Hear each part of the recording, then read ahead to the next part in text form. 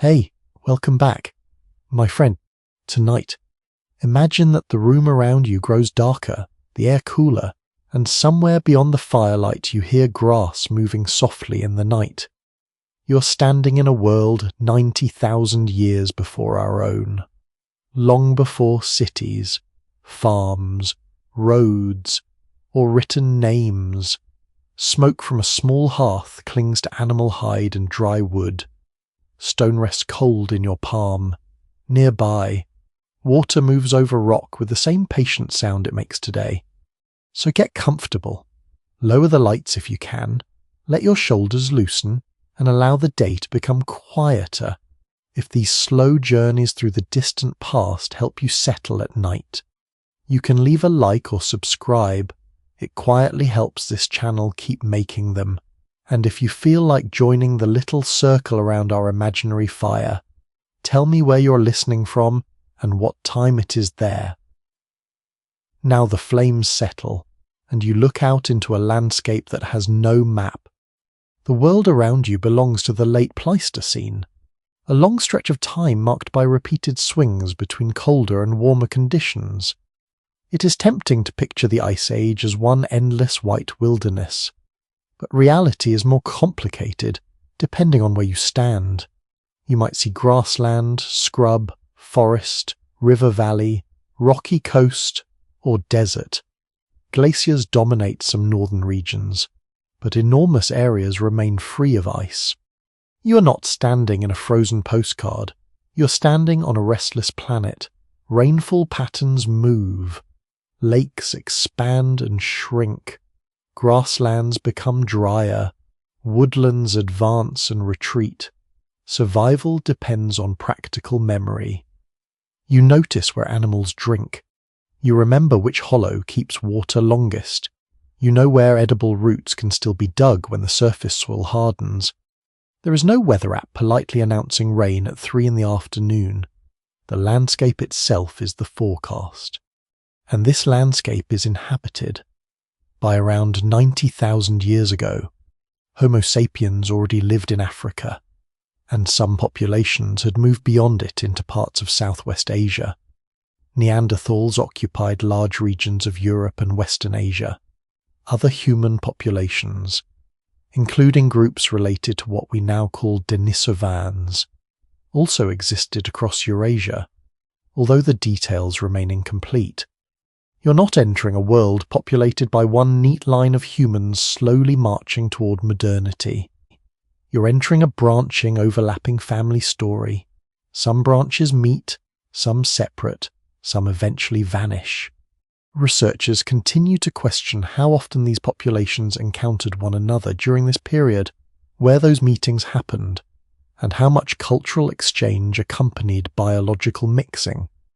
Genetics tells us that later Homo sapiens interbred with Neanderthals and Denisovan-related groups, but 90,000 years ago remains difficult to reconstruct in detail.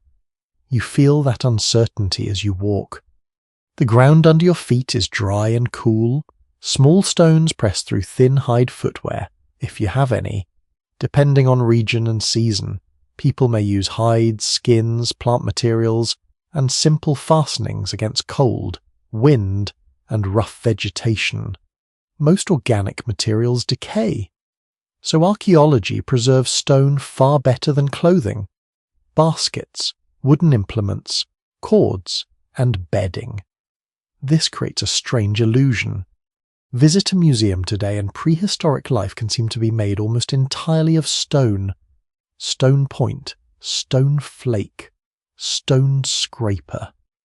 You might wonder whether everyone spent the entire day staring intensely at rocks. They did not. Wood, fibers, skins, sinew, bark, reeds, bone, and plant matter likely filled much of the human world, even when little survives. A lesser-known archaeological frustration is that many common prehistoric objects may have been made from materials least likely to endure. A wooden digging stick can disappear completely, while a stone flake beside it remains for 90,000 years. So the archaeological record is not a complete room. It is more like entering a household after almost everything soft has vanished, then trying to understand daily life from the hard objects left behind. Still, those traces tell you something important. People here are skilled. The stone tools around the fire are not random broken rocks. Many were produced through planned sequences. A knapper can select suitable stone, prepare a core, control the angle of a strike, and remove flakes with useful shapes. Middle Paleolithic and Middle Stone Age technologies in several regions show sophisticated preparation before a desired flake is removed. That means planning, memory, and learning. You sit near the hearth and watch someone turn a piece of stone in one hand. Another person looks on. Perhaps a younger member of the group is learning. A tap of stone against stone makes a sharp sound in the evening air. The fire beside you is equally important. Humans had been using fire long before this moment, although exactly how consistently different populations controlled, transported, and produced it remains a subject of study. Here, the flames provide more than warmth. They change food. They make darkness smaller. They create a place where people sit close after daylight tasks end. Smoke rises into the cooling air. Someone adds a branch. Beyond the glow, the landscape is black. There may be hyenas in some regions, big cats in others, and animals whose ranges differ greatly from today. Yet the wilderness is not simply a catalogue of predators waiting behind every bush. Most of the night is quieter. Insects hum. Wind rubs dry stems together. An animal calls far away. You begin to notice how small the camp is. Perhaps only a few families are here. Group size probably change through the year. People may gather when food is abundant, then divide again when resources become scattered. No permanent village surrounds you. There are no fenced fields, granaries, or streets. Movement is part of life. Everything you own must travel with you, be left somewhere, or be replaceable from the landscape. A good stone source matters. A reliable waterhole matters. Knowledge of a route may matter even more. And knowledge lives inside people. You cannot search for instructions or consult a book if an experienced person knows where water remains during a dry season. That memory may protect the whole group. Useful knowledge is carried in gestures, words, habits, and repeated experience. This is one reason the period feels so mysterious today.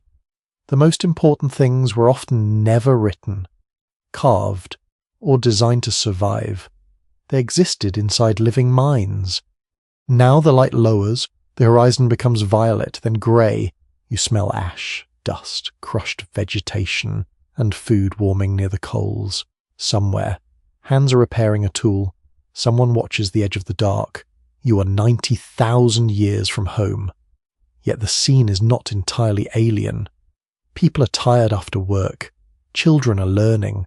Someone is cold. Someone is hungry. Someone remembers a place beyond the hills. And as the fire settles into a steady orange glow, the forgotten age begins to feel less like an empty gap before history, and more like a crowded human world whose voices have simply faded beyond our hearing. The night around the ancient camp slowly disappears, and the first light of morning reaches across a world that would feel both familiar and strange. You open your eyes beneath a simple shelter, perhaps made from hides, branches, or natural protection offered by the landscape itself. The air is cool against your skin. A faint smell of yesterday's fire remains nearby, mixed with damp earth and the scent of plants crushed beneath footsteps. You step outside and look across a planet very different from the one you know. 90,000 years ago, Earth was living through the late Pleistocene, a period shaped by powerful environmental changes. The climate was not simply one long frozen age. Instead, it moved through cycles of colder and warmer conditions. Ice sheets expanded and retreated. Rainfall patterns shifted. Coastlines changed as sea levels rose and fell. For the people living through this time, Climate was not something studied from charts or discussed in distant reports. It was something felt every day. A change in rainfall could mean fewer plants in a familiar valley. A colder season could alter where animals travelled. A drying lake could force a group to search for new sources of water. Survival depended on reading the world carefully. You notice how much information exists in small details. The direction of birds flying overhead, the freshness of animal tracks pressed into soft ground, the colour of plants growing beside a stream, the movement of clouds gathering beyond the hills. The landscape is a living collection of signs. Today, many people wake up, check the weather on a screen, and decide whether to bring an umbrella. For humans 90,000 years ago, understanding the environment was closer to a language. The land was constantly speaking, and people had to become very good listeners. You walk across open ground and see that this ancient earth was not empty. Large parts of Africa contained varied environments, including grasslands, woodland areas, wetlands, and coastal regions. Other parts of the world experienced their own changing landscapes. Some regions became colder and more open, while others remained rich with forests and rivers. The idea that Ice Age humans lived only among endless snow and ice is one of those images that feels dramatic but does not tell the whole story. Many communities lived in landscapes filled with plants, animals, flowing water, and seasonal abundance. You pause beside a river, the water is clear and cold, small insects move above the surface. Reeds sway gently in the breeze. This river may have provided drinking water, fish, animals for hunting, and plants useful for food or materials. A river is more than a place to collect water. It is a road. Long before highways crossed continents, waterways connected places. They guided movement, offered resources, and helped humans understand their surroundings. Following a river could lead to new territories, new food sources, and encounters with unfamiliar groups. Scientists study these ancient movements through archaeology, genetics, and environmental evidence, yet many details remain hidden. Researchers continue to question how much climate change influenced human migrations during this period. Some researchers suggest that environmental pressure encouraged populations to move into new regions, while others argue that human expansion depended on a more complicated combination of opportunity, technology, population growth, and social connections. The truth is likely not a single simple answer. Human journeys rarely happen for only one reason. Imagine walking with a small group across this landscape. You're not traveling like a modern explorer carrying a detailed map. You're moving through remembered places. Someone in the group may know a valley where certain plants appear after rain. Another person may remember a rocky area where useful stone can be found. Someone else may recognize a path used by animals during a certain season. Knowledge is shared through experience. A child walking beside an older member of the group is learning without a classroom. There are no printed lessons, no written instructions, no diagrams on a wall. Learning happens by watching hands work, listening to stories, and repeating actions until they become natural. The landscape itself becomes the teacher. You notice a collection of stones near the edge of the river. Some are naturally shaped, while others show signs of human work. A sharp edge catches the light. A tool that seems simple to modern eyes may represent years of accumulated knowledge.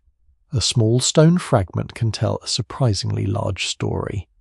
It can reveal what materials people selected, how carefully they planned, and sometimes how they moved across a region.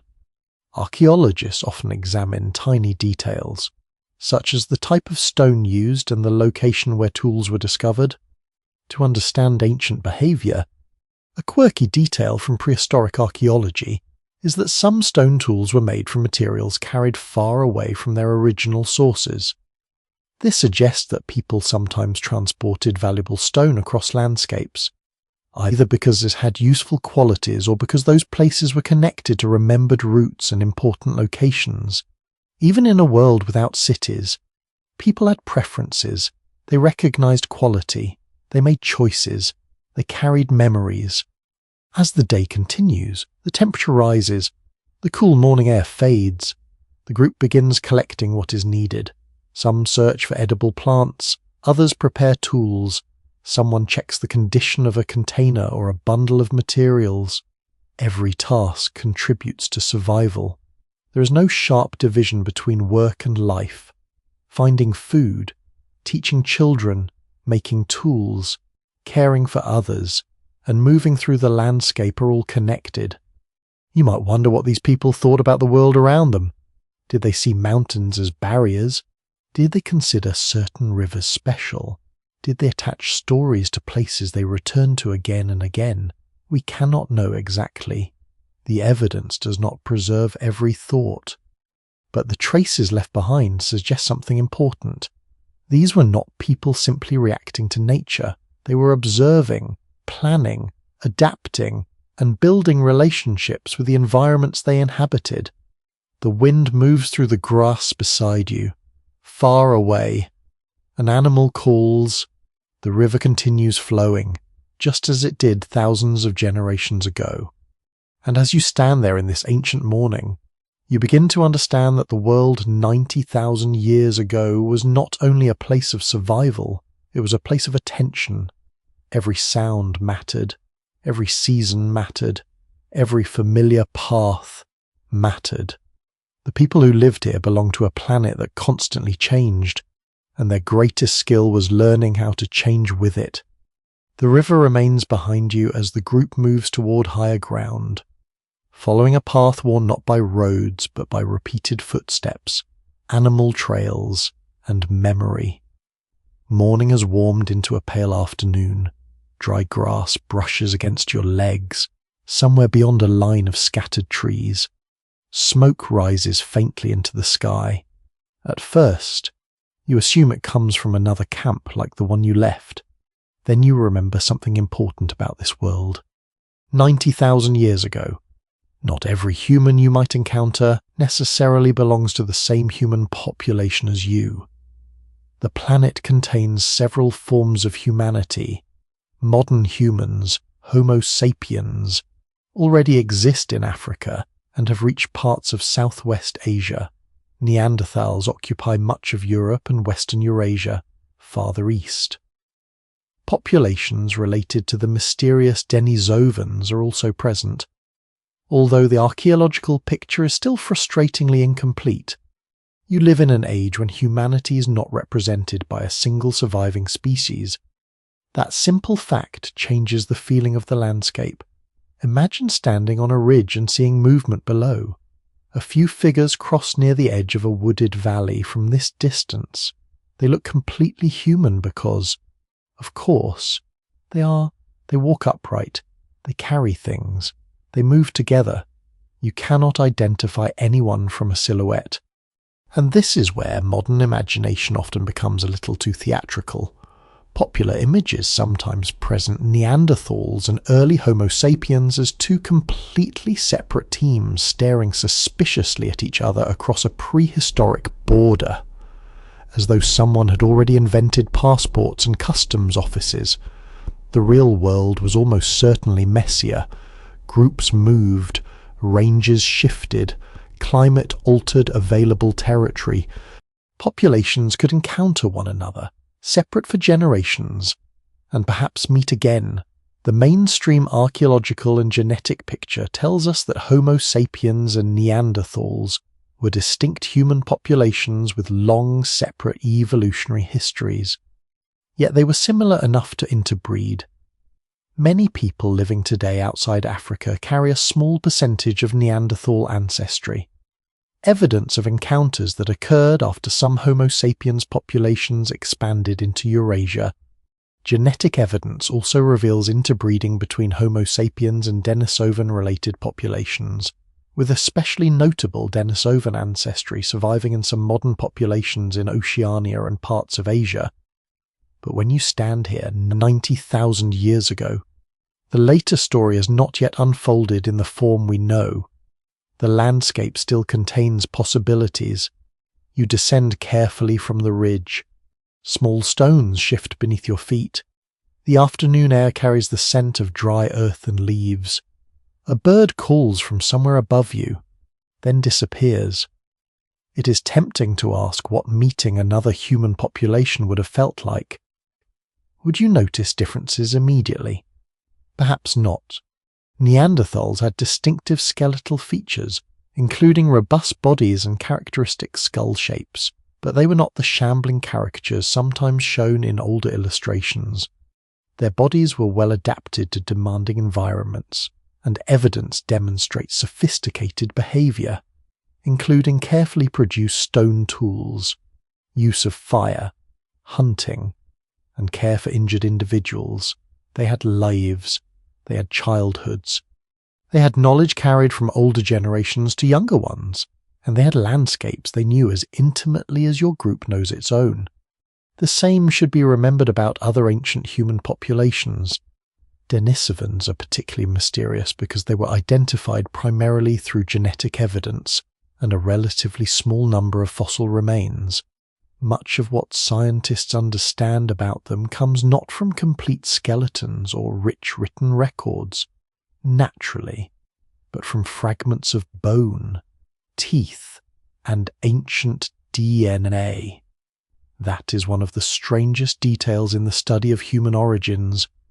An entire human population can emerge from what seems like almost nothing. A tiny finger bone found in Denisova Cave in Siberia helped reveal a lineage that scientists had not previously recognized in the same way. Genetics transformed a small archaeological fragment into evidence of a much larger population history. If you could hold that fragment before knowing its significance, it would hardly look like a doorway into a lost branch of humanity. Yet that is exactly what it became. You continue walking. The faint smoke ahead has disappeared behind the trees, but the thought of another group remains with you. Researchers remain divided over how frequent direct contact between different human populations may have been in particular regions and periods. Genetics confirms that interbreeding happened at various points, but genetics alone cannot tell you what individual encounters looked like. Were meetings peaceful? Sometimes. Perhaps competitive? Possibly. Did people exchange knowledge, materials, gestures, or partners? There is no simple answer. Archaeology rarely preserves the mood of a meeting. It gives you stone, bone, sediment, traces of fire, and occasionally DNA. Everything emotional has vanished. Still, you can think carefully without turning uncertainty into fantasy. Different groups occupying nearby territories would likely have faced many of the same practical problems. They needed water. They needed food. They needed shelter from cold, heat, wind, and rain. They needed to recognize dangerous animals. They needed to teach younger members where to find resources. This shared reality matters. Imagine reaching a rocky shelter near sunset. Old charcoal stains mark the ground. Some stone flakes lie scattered near the entrance. You cannot know who made them simply by looking. That uncertainty is part of the forgotten age, the boundaries we use today, Homo sapiens, Neanderthal, Denisovan, are scientific categories built from fossils, genetics, and evolutionary history. The people themselves did not walk around announcing taxonomic labels. They experienced individuals, faces, voices, strangers, relatives, neighbors, perhaps enemies, perhaps people who became family. You sit near the shelter entrance and watch evening light stretch across the valley. Someone beside you begins work in a stone core. The repeated tapping becomes almost soothing. Another person checks a hide bundle. A child turns over a piece of wood, then drops it into the dust. The ordinary rhythm of the group continues, and somewhere beyond these hills, another human group may be doing something remarkably similar, Another fire may be burning, another child may be learning. Another hunter may be studying tracks in the fading light. The world suddenly feels much more crowded than the phrase prehistoric wilderness suggests. There are fewer people than today, certainly, but humanity itself is more varied. Your own species has not yet become the only human species left on Earth. For now. Several branches remain alive at once. They move through forests, caves, valleys, plains, and coastlines, each carrying traditions that are mostly invisible to us. You look into the gathering darkness and realize that this ancient world contains a kind of silence that is deceptive. It was not silent when people lived here. There were conversations we cannot reconstruct, warnings we cannot hear, jokes that disappeared with the speakers, and names that never reached history. The forgotten age was filled with human voices. We simply arrived too late to listen. The light fades again, and by the time you reach the shelter, evening has returned to the valley. The opening in the rock faces away from the strongest wind. Inside, the ground is dry in places and dusty in others. Smoke has darkened part of the ceiling. A few old flakes of stone lie near the wall, mixed with ash, fragments of bone, and bits of plant material that will almost certainly vanish long before anyone in the distant future can study this place. You settle close to the fire. The shelter is not a home in the modern sense, but for tonight, it is enough. Around 90,000 years ago, many human groups lived mobile lives, moving between locations according to water, food, season, weather, and the availability of useful materials. Some places may have been visited repeatedly over generations. Others may have been temporary stops used only when conditions were right. You begin to understand the logic of the shelter. The back wall holds warmth. The entrance allows smoke to escape. Nearby terrain offers water and access to plants and animals. Nothing about this place is accidental. The people here have chosen it because it works. You sit on a layer of dry material spread across part of the ground. It may be grass, leaves, hides, or some combination of things collected nearby. Organic bedding rarely survives well. But traces from some prehistoric sites suggest that ancient humans sometimes prepared sleeping surfaces instead of simply dropping onto bare stone. That seems like a small detail. It is also wonderfully human. Even 90,000 years ago, nobody enjoys sleeping directly on cold rock if there is a better option. The fire burns low and steady.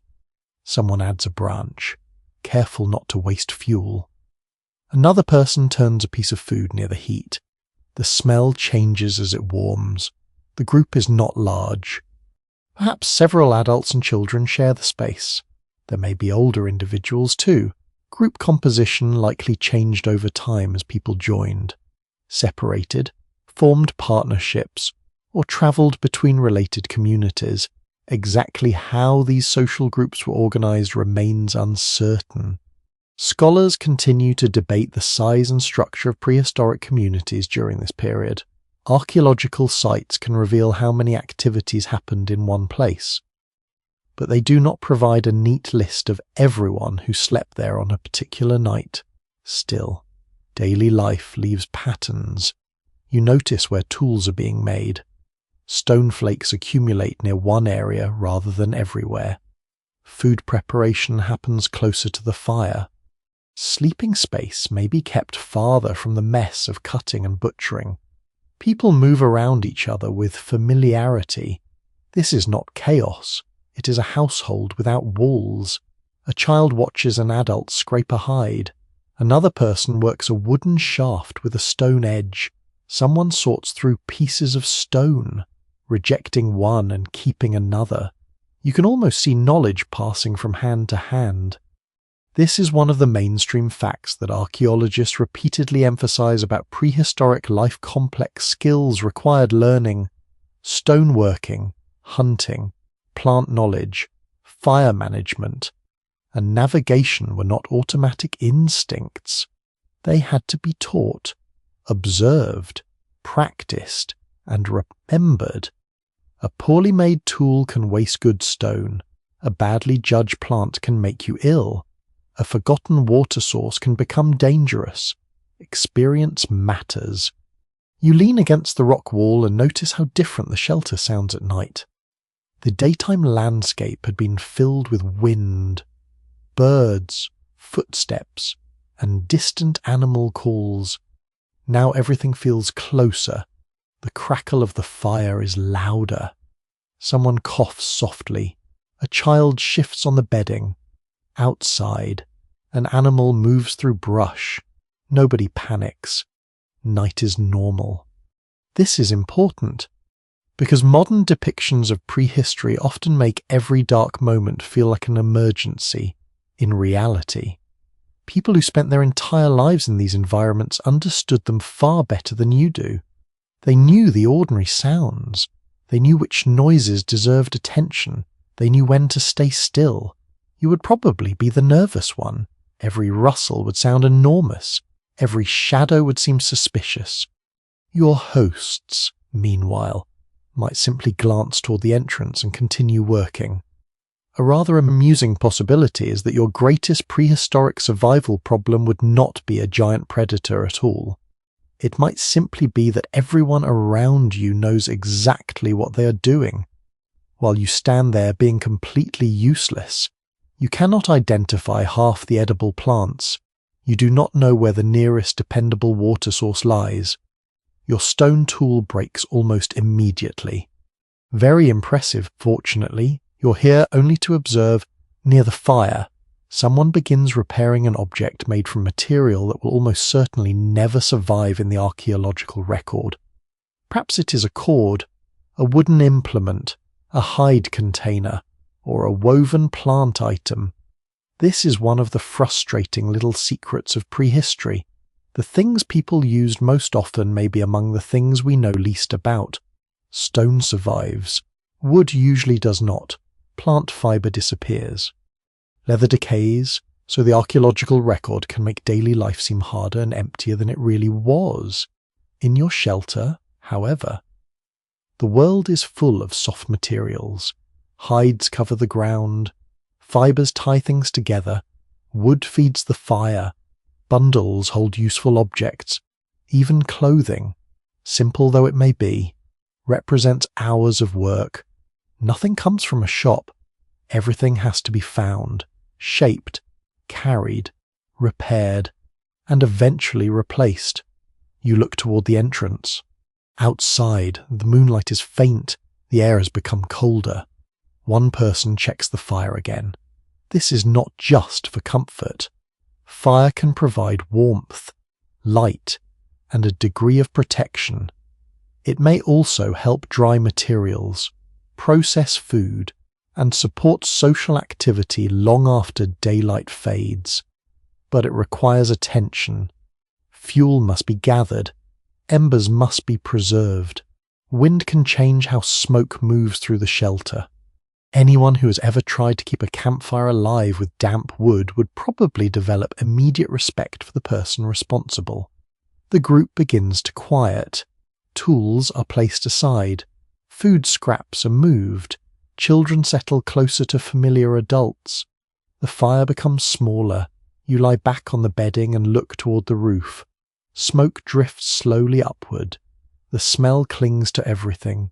Your skin feels warm on the side facing the fire and cool on the side facing the rock. There is no mattress, no pillow filled with perfect foam, no temperature control, and yet the arrangement is thoughtful. Warmth near the center, protection behind, open space toward the entrance, people sleeping within reach of one another.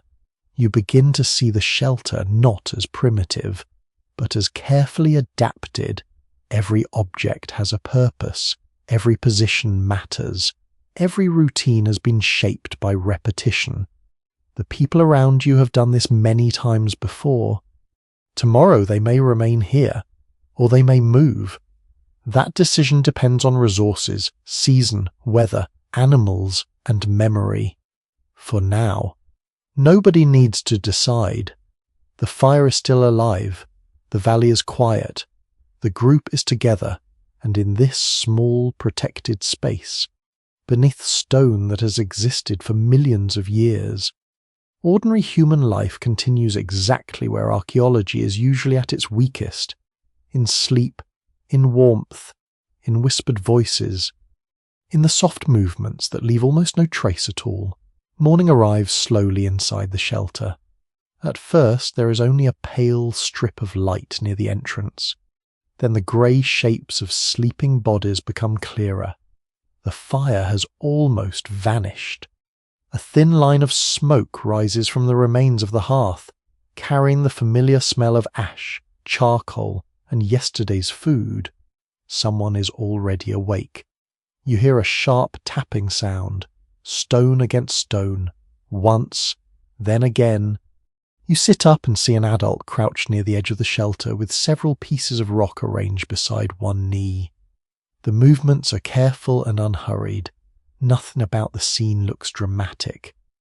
Yet what you are watching is one of the most important technologies in the human world. A stone tool is being made. 90,000 years ago, people in different regions used a variety of sophisticated stoneworking traditions in parts of Africa. Archaeologists describe many of these technologies within the Middle Stone Age, in Europe and Western Eurasia. Related periods are usually called the Middle Paleolithic. The names are modern, the skill is ancient. The person in front of you turns a stone core slowly in one hand. They study its shape before striking it.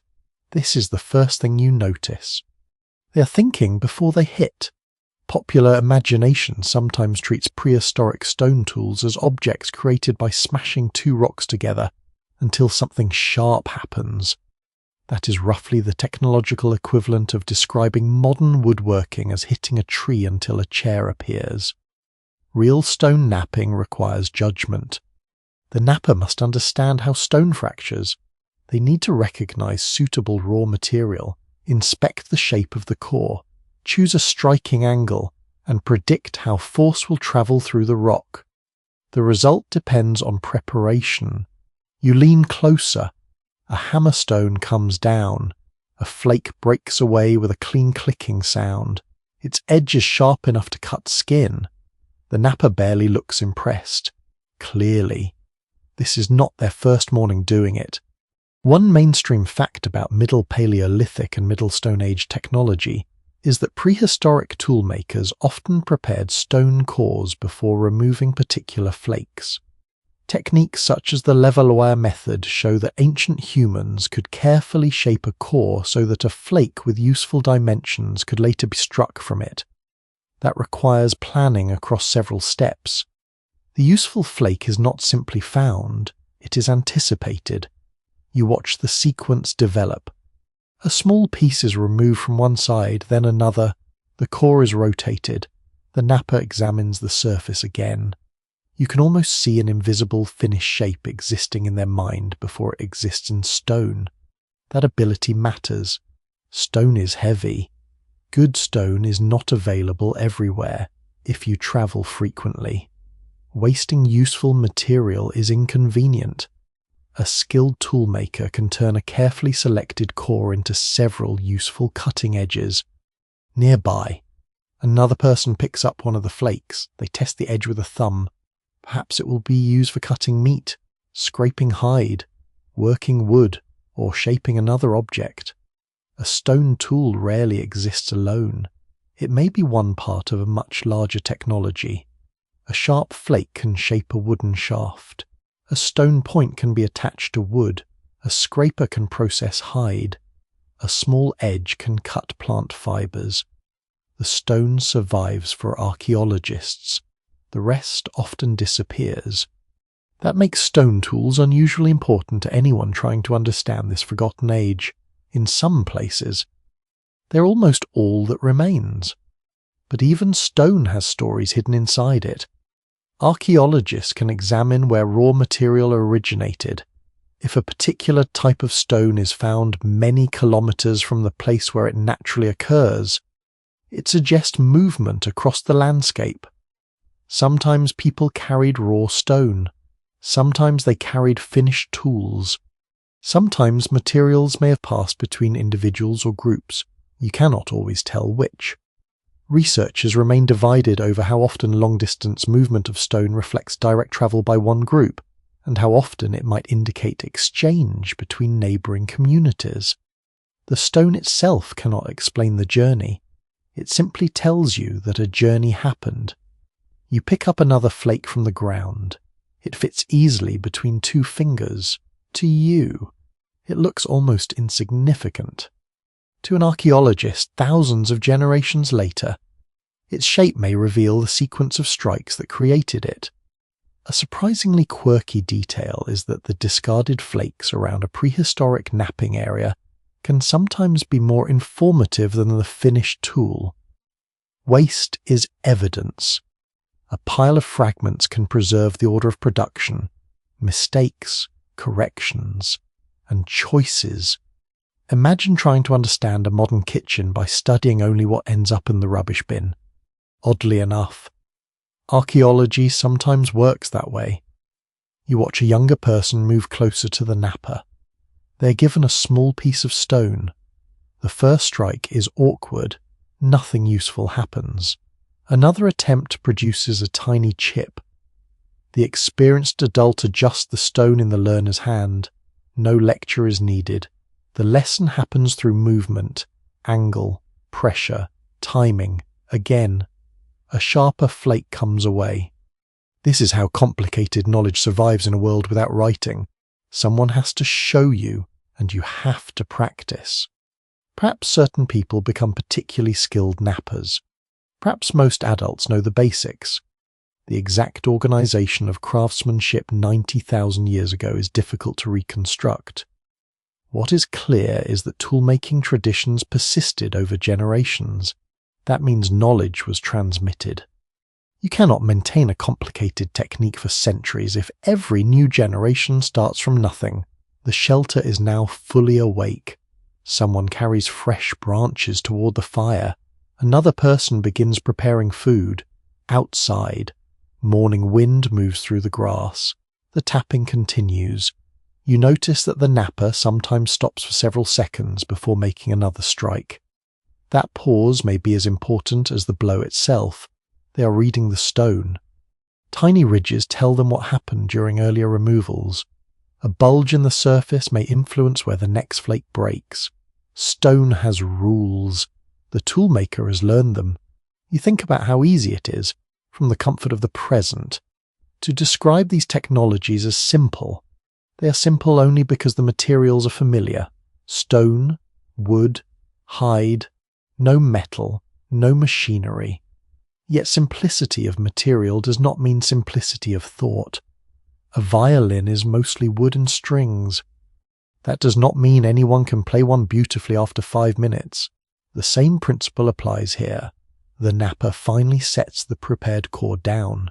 Several sharp flakes now rest beside it. One is selected. Its edge is lightly modified with smaller strikes. The result is compact, useful, and replaceable. No decoration is necessary. The beauty is practical. It works. Soon the tools will leave the shelter. One may help process an animal. Another may shape wood. Another may disappear into the landscape and remain there until sediment covers it, tens of thousands of years later. Someone may uncover that object and turn it under electric light in a laboratory. The maker's name will be gone. Their language will be gone. Their face will be gone. But the decisions made by their hands will still be visible. You remain beside the ancient napper for another quiet moment. Tap, turn, pause, strike. A fresh edge appears, and in that small sound, repeated patiently beside the morning fire, you hear something larger than stoneworking. You hear planning, teaching, memory, and the persistence of human skill across a world that has forgotten almost everything else. By late morning, the shelter begins to empty. The freshly made stone flakes are wrapped, carried, or slipped into simple bundles. The fire is reduced to a manageable bed of coals. A few people remain behind, but you follow the others out into the widening light. The day is already warmer than it was when you woke. Grass bends beneath your feet. Insects move through low plants, somewhere farther down the slope. Birds rise suddenly from a patch of reeds and scatter into the pale sky. You're going to find food. That sounds simple until you remember that nothing here comes in packets, jars, sacks, or neat rows. There are no fields, no livestock pens, no storage building waiting at the edge of camp. Every meal begins with knowledge. You walk beside people who can read the landscape far better than you can. One person notices a change in vegetation along the slope. Another points toward a patch of plants growing in softer soil. Someone else kneels and touches a track pressed into the ground. To you, it looks like a mark. To them, it is information. The direction matters. The depth matters. The freshness matters. The animals moving through this region are part of a shifting seasonal system. Herds may travel toward water. Smaller animals move according to food and shelter. Plants appear, flower, fruit, dry, and disappear according to rainfall and temperature. People have to remember all of this. Surviving archaeological evidence makes one thing very clear.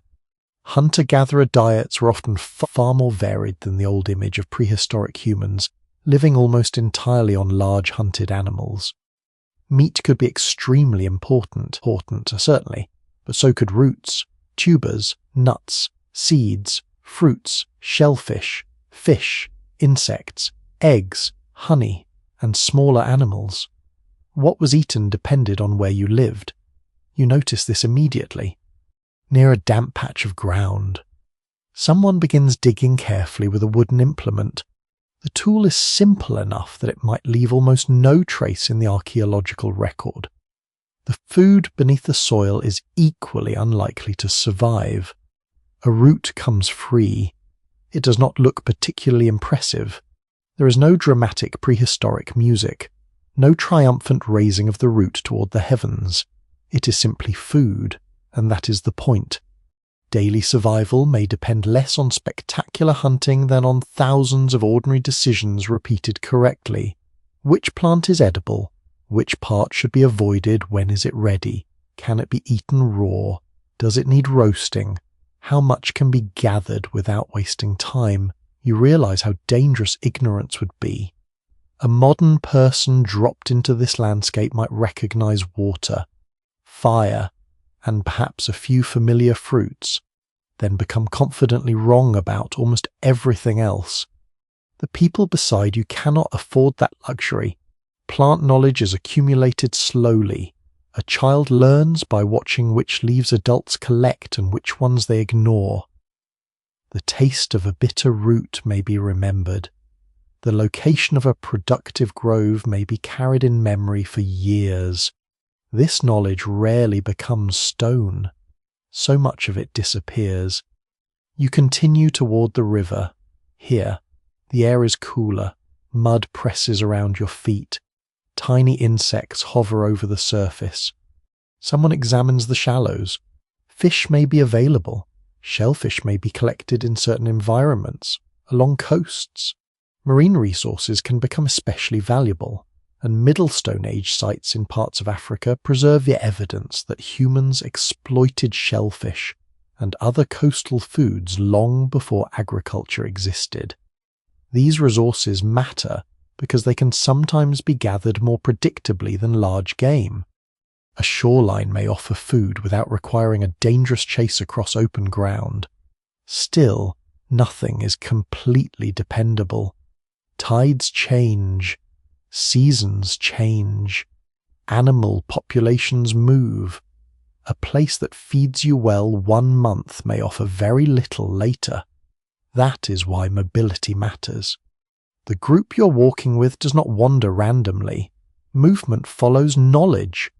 There may be familiar circuits through rivers, rock shelters, plant gathering areas, hunting grounds, and sources of useful stone. You're not lost. You're inside a mental map. It has no drawn lines, yet everyone seems to know where they are.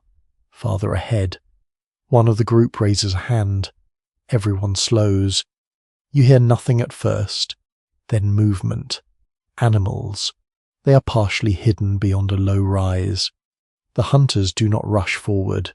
That would waste energy and probably frighten the animals away. Instead, they watch. A hunt begins long before a weapon is used. Wind direction matters.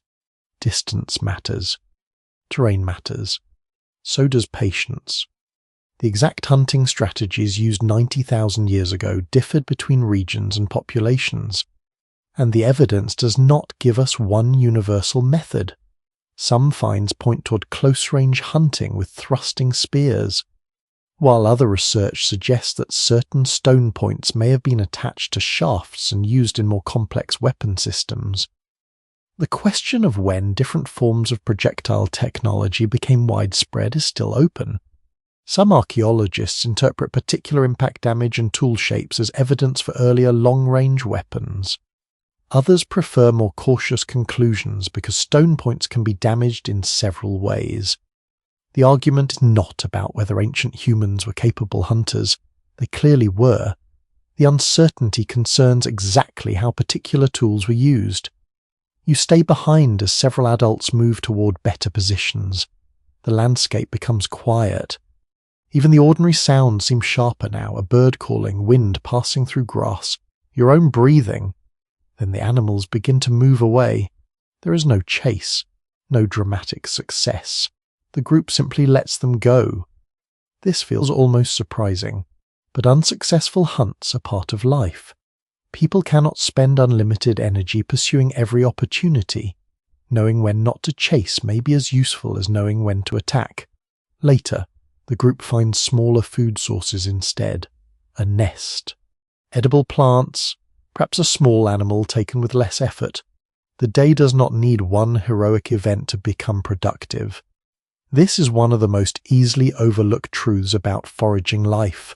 Food arrives in pieces, a handful here, a root there, a successful catch, a patch of fruit, a portion of meat shared later. The landscape provides opportunities, but not on command. By afternoon, several bundles have become heavier. You begin walking back. Someone carries plant foods. Another person brings material that may later be processed or cooked. A child holds something small and edible with obvious satisfaction. There is a gentle comedy in watching the child protect it from everyone else, as though they have discovered the first private snack in human history. Perhaps some habits truly are ancient as you climb toward the shelter. You think about how much cooperation sits behind a meal. One person knows where to look. Another knows how to process what is found. Another may keep the fire alive. Someone watches the children. Someone repairs a cutting tool. Food gathering is not an isolated task. It is tied to everything else. The smell of smoke reaches you before the shelter becomes visible. That scent means warmth. It also means transformation. Roots can soften. Meat can cook. Certain plant foods become easier to digest. Food can be shared around the same place where tools were made that morning. You return tired but not exhausted. The group has not defeated nature. That idea would sound strange here. Instead, people have paid attention to it. They have taken what the season allows. They have remembered where to return. They have accepted that some opportunities disappear. And as evening begins to gather around the valley again, you understand that survival in this ancient world is not a contest between humans and wilderness. It is a long conversation with the landscape, and the people who eat tonight are the ones who have learned how to listen. By the time you return to the shelter, the sun has dropped lower and the air has begun to cool. Smoke reaches you first. It drifts through the entrance in a thin blue ribbon, carrying the smell of dry wood, warm stone, and food slowly changing over heat after a long day moving through grass, mud, water, and sun. That smell feels almost like a welcome. The fire has been kept alive. That simple fact matters more than it might seem. You move closer and hold your hands toward the warmth. The heat touches your palms first, then your fingers, then your face, behind you. The evening air is already growing colder. In front of you, the flames turn everything orange. For people living 90,000 years ago, fire could transform a place. Without it, darkness arrives quickly. With it, activity can continue. You can see faces. You can work on tools. You can prepare food. You can warm tired muscles. You can sit together after the landscape outside becomes difficult to navigate. Humans had interacted with fire for a very long time before this period. Evidence for controlled use reaches much deeper into the past, although archaeologists still discuss how regular, deliberate, and widespread fire management was in different regions and at different points in human evolution. By your time here, however, fire is clearly part of life for many human groups. You watch someone push several glowing pieces of wood closer together. The flames grow slightly. Another person places food near the heat rather than directly into it. Nothing is rushed. People who use fire constantly learn its moods. Dry twigs burn quickly. Thicker wood lasts longer. Wind can strengthen a flame or destroy a careful arrangement. Wet fuel produces smoke and irritation. A fire is useful, but it is never effortless. Fuel has to be gathered. Someone has to notice when it's running low. Someone must protect useful embers from wind or rain. If a group moves, perhaps fire can sometimes be carried indirectly through glowing material rather than started completely from nothing at each new stop. Exactly how often ancient communities produced fire on demand rather than preserving existing flames remains difficult to establish for some periods. That question sounds oddly practical. Could people make fire whenever they wanted? Or was keeping it alive especially important? Archaeology does not give one answer for every population 90,000 years ago. The evidence varies from place to place. You glance at the glowing hearth and suddenly understand why an ember might be treated as something valuable. Imagine reaching a cold shelter at night and discovering that the last coal has gone dark. There is no convenient lighter in your pocket, no box of matches, no switch on the wall. Your relationship with fire becomes much more respectful very quickly, near the center of the shelter. Food begins to cook. Heat changes it slowly. Meat becomes softer. Certain roots become easier to chew and digest. Other plant foods may become safer or more useful after heating. Cooking is one of the great changes in human history. Though researchers continue to disagree over exactly when habitual cooking became central to human diets and how strongly it influenced later anatomy and social behavior.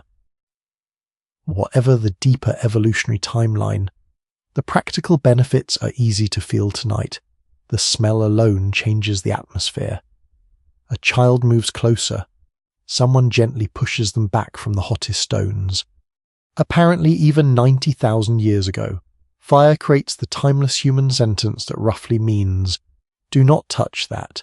You sit among them. The group forms a loose circle rather than a perfect one. People choose comfortable places. Some work while others eat. One person turns a stone flake in the light, examining an edge that would have been difficult to inspect after sunset without the flames. This is where fire begins to feel like more than technology. It creates time. Daylight no longer controls every activity. After dark, people can remain awake together. Perhaps they repair tools. Perhaps they prepare materials for tomorrow. Perhaps they talk. You cannot understand the words, assuming words are being used in ways broadly comparable to speech today. But you can hear rhythm in the voices, a short sound from one side, a longer response. Someone gestures, another person reacts. Then several faces change in a way you recognize immediately. Amusement. You do not know the joke. 90,000 years have not provided subtitles. Still, laughter needs very little translation.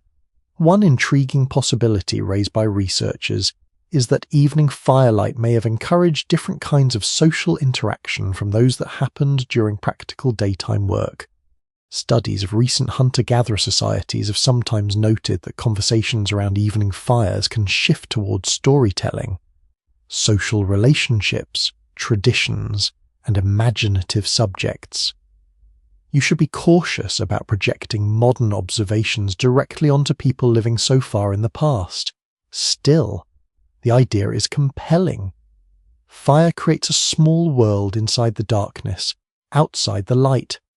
The landscape continues, animals move, wind passes through trees. The stars brighten above the valley, inside the circle. Attention turns toward other people. You watch shadows move across the rock wall. One figure raises a hand while speaking. The shadow grows enormous for a moment. The gesture looks like an animal with long limbs moving across stone. A child watches carefully. Perhaps this means nothing. Perhaps it is entertainment. Perhaps gestures are part of teaching. Perhaps stories are already being carried between generations in forms that archaeology will never recover. This is where certainty begins to fade. You can excavate a hearth. You can date charcoal. You can identify burned bone. You cannot excavate the conversation that happened around the flames. That is one of the quiet frustrations of studying prehistoric life.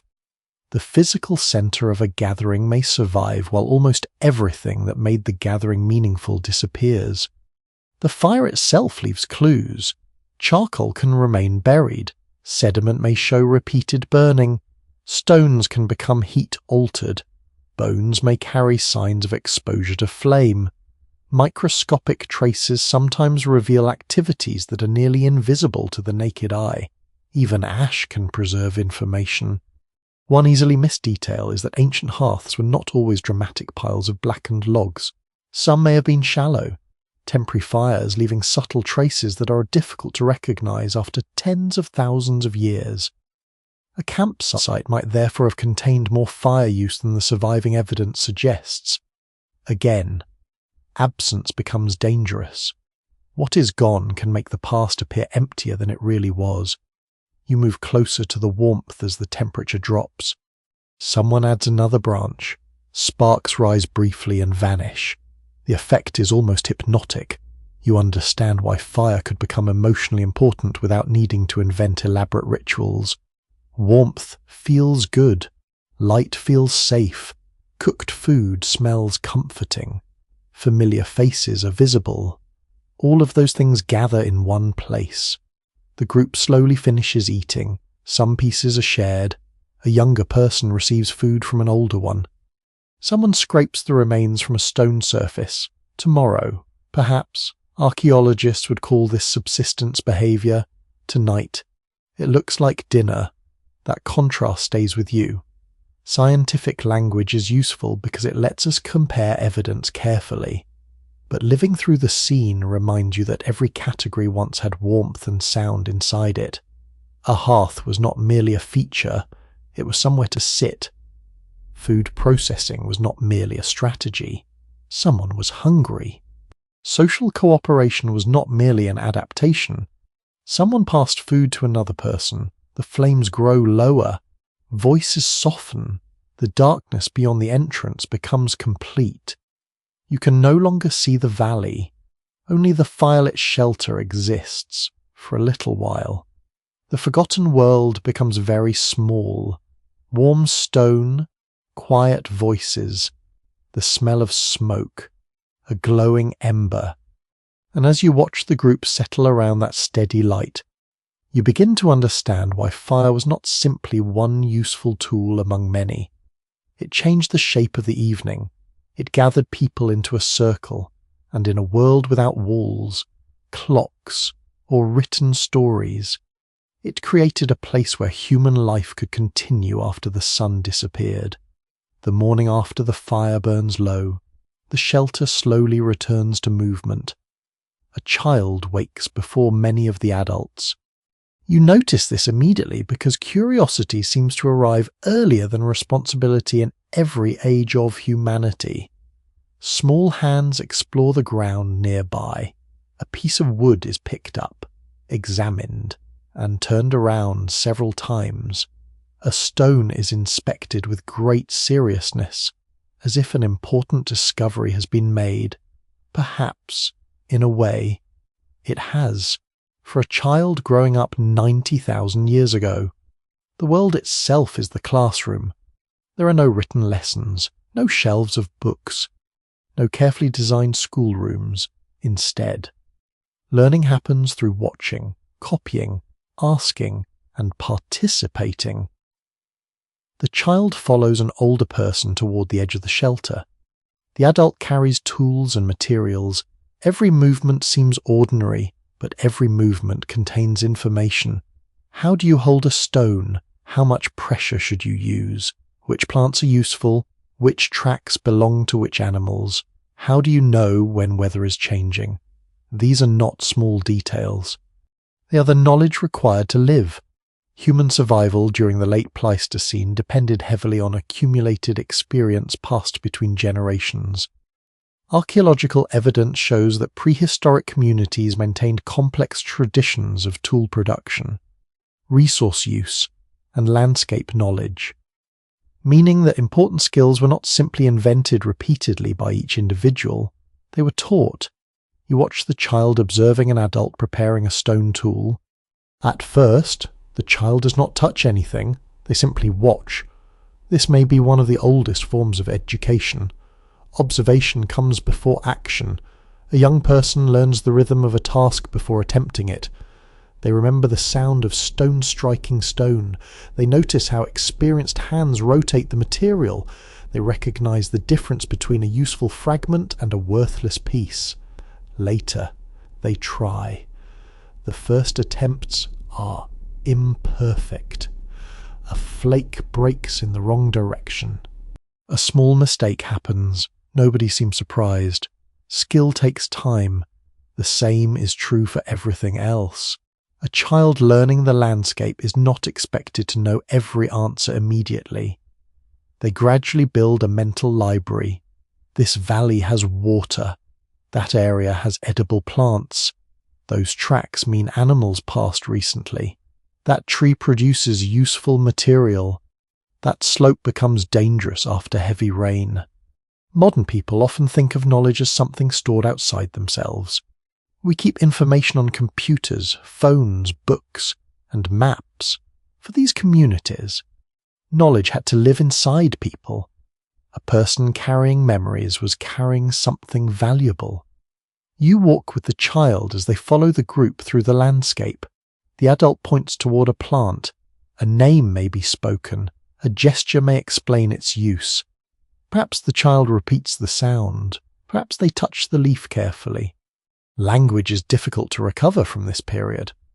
But learning does not require perfect sentences. Humans communicate through movement, attention, imitation, facial expressions, and shared experience. Researchers continue to investigate how complex communication systems developed and how much similarity prehistoric communication had with modern language. Fossil anatomy can provide clues about speech abilities, while archaeology can reveal cooperation and planning. But the exact sounds and conversations of people 90,000 years ago remain beyond direct recovery. Still, watching the child learn, you realize that communication was clearly happening. Information was moving. A tradition does not survive unless someone receives it. The child later joins others collecting materials. This part of life may appear simple from the outside, gathering, carrying, sorting, preparing, but each activity teaches something. A young person learns how heavy different materials are. They learn which branches are flexible. They learn how much effort is needed to collect enough food. They learn where they fit within the group. Children in prehistoric societies were not separate from daily life. They were participants. Their learning was connected to real tasks. A curious detail from archaeological research is that some prehistoric sites contain evidence of children interacting with tools or producing their own small experiments. Tiny flakes and miniature tool pieces at some sites suggest that young learners may have practiced skills with smaller hands and less experience. Not every unusual object has a simple explanation. Of course, a small tool could represent a child's practice. It could also be made for a specific purpose. Archaeologists must carefully consider multiple possibilities. You return to the shelter in the afternoon. The child sits beside an older member of the group. The older person is repairing something. Perhaps a hide, perhaps a wooden object, perhaps a tool handle. The child watches quietly. There is something deeply familiar about this scene. A grandparent showing a skill, a parent explaining a task, an experienced person passing something forward. The materials are different. The relationship is not. This is one reason prehistoric life feels less distant when you look closely. The tools are ancient. The emotions are recognizable. A child wants approval. An adult wants to teach. A community wants knowledge to continue. The evening fire returns once again. The same place becomes a different classroom, in daylight. Children learn movement. They learn plants. They learn tools. At night, they may learn stories. Although spoken stories leave almost no physical evidence, many researchers believe oral traditions could have played important roles in hunter-gatherer societies. Stories can preserve information about places, animals, ancestors, and important events. The exact content of prehistoric storytelling is impossible to know. No recording survives. No written collection waits underground. But the human desire to share memories across generations is ancient. You look around the fire. A child listens closely. Someone gestures toward the darkness beyond the shelter. Perhaps they are describing a distant place. Perhaps they are explaining a dangerous animal. Perhaps they are simply making everyone laugh. The details are lost. The connection remains. This is the strange balance of studying deep history. We know enough to see patterns. We do not know enough to hear the original voices. The people of 90,000 years ago are not silent because they lacked expression. They are silent because time is powerful. Wood disappears. Words disappear. Footprints disappear. Even shelters disappear. But learning survives indirectly. A tool design repeated across generations. A movement copied by a child. A useful plant remembered. A route followed again and again. These are echoes. You sit near the fire as darkness covers the landscape. The child who struggled with a stone earlier now holds it differently. Still learning, still practicing, still becoming part of the human chain that stretches backward through countless generations. The same basic process has continued ever since. Someone knows something, someone else watches, then one day, the learner teaches another person. Around this ancient fire, 90,000 years ago, you're watching one of the oldest human traditions of all. Passing knowledge forward, the fire has become a familiar companion. Each evening, the same small circle forms around the glow. Faces appear and disappear in the shifting light. Hands move through familiar tasks. Someone repairs a tool. Someone prepares food. Someone watches the edge of the darkness beyond the shelter. But tonight, you pay closer attention to something that has always been there. The voices. They rise and fall around you. A short sound, a longer response, a gesture, a laugh, a pause. You cannot understand the meaning, yet you can feel that meaning exists. Communication surrounds this ancient camp. 90,000 years ago, humans lived in a world where cooperation was essential. Finding food, raising children, making tools, moving across landscapes, and responding to danger all required people to share information. A person who knew where water could be found or how to prepare a certain resource held knowledge that could benefit everyone. The ability to communicate was not simply convenient, it was survival. You sit closer to the fire and listen. The sounds are unfamiliar, but the purpose feels recognizable. Someone is explaining, someone is asking, someone is responding. This is one of the greatest mysteries of deep human history. We can uncover bones, we can examine tools, we can study ancient DNA, but voices vanish almost completely. No recording survives from 90,000 years ago. No sentence has been preserved. No word has been carved into stone. The languages of this age are lost, or perhaps they are transformed so completely that nothing recognizable remains. Scientists can investigate the possibilities, but they cannot travel backward and listen. The question of when humans developed language like our own remains one of the most fascinating areas of research. Some researchers suggest that complex language abilities may have deep roots extending far into human evolution. Others argue that modern language likely emerged gradually through combinations of vocal ability, social complexity, symbolic thought, and cultural development. The evidence gives clues. It does not provide a complete answer. You watch the group communicate without needing to know the exact words. A person points toward the valley. Another nods.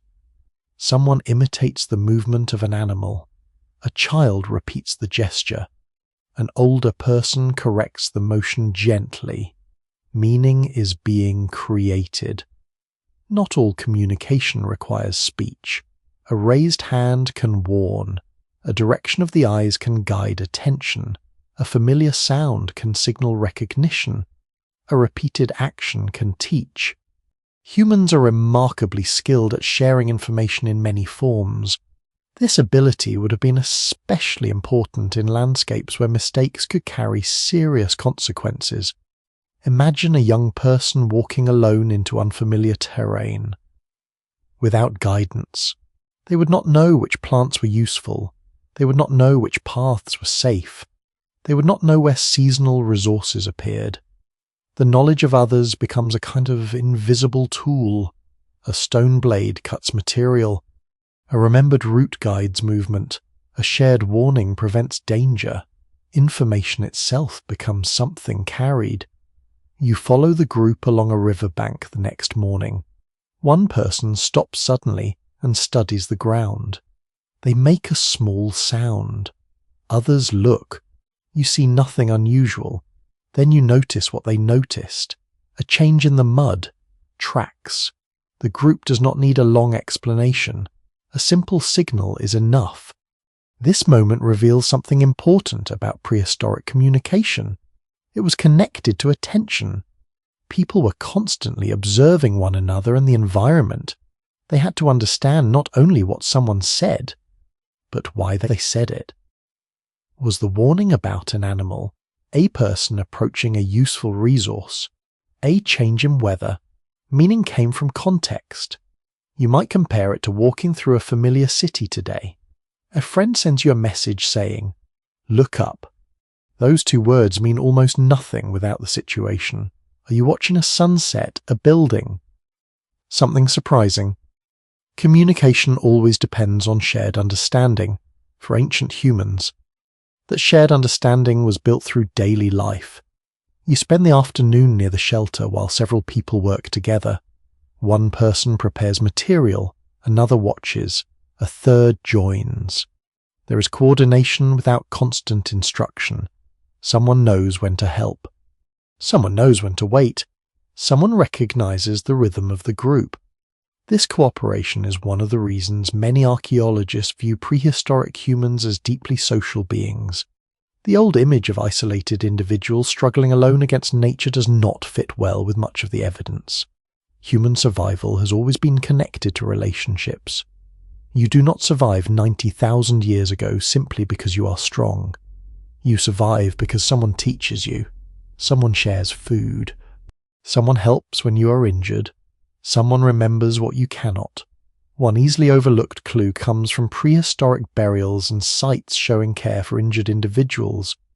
Although interpretations vary, some remain suggest that certain people survived serious injuries or physical limitations because others provided support over time.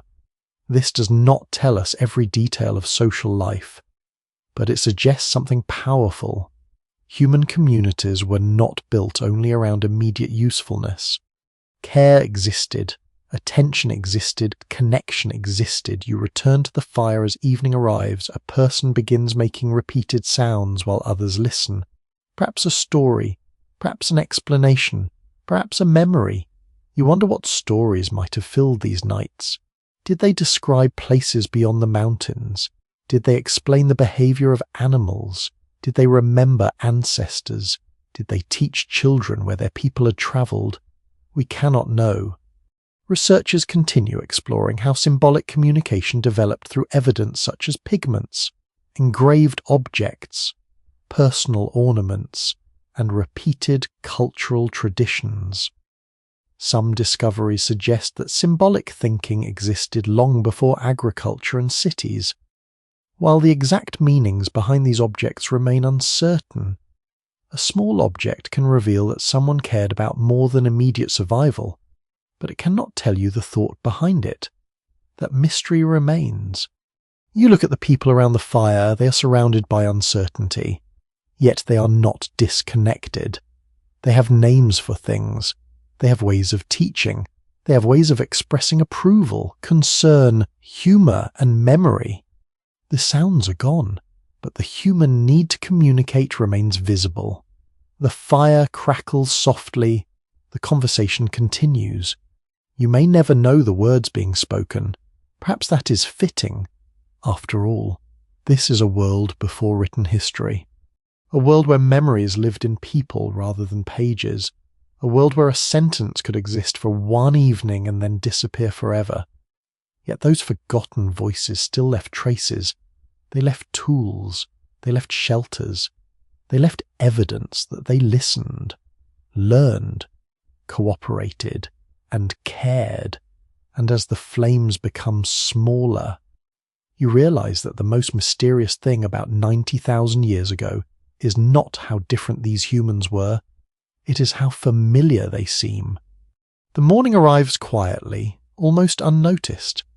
The fire has become a bed of warm ash. A thin thread of smoke rises toward the shelter ceiling before disappearing into the cool air outside, around you. The group begins another day of familiar routines. Someone gathers fuel, someone checks tools, someone prepares food, someone helps another person stand. It is this last moment that catches your attention. The person receiving help moves slowly.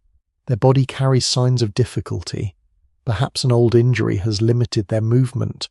Perhaps age has made certain tasks harder. Perhaps illness has taken away some of their strength. Yet they are here. They are part of the group.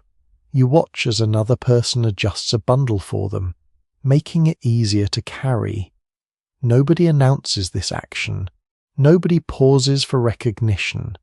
It simply happens. This small moment opens a window into one of the most meaningful questions about human life 90,000 years ago. How did people care for one another when we imagine prehistoric survival?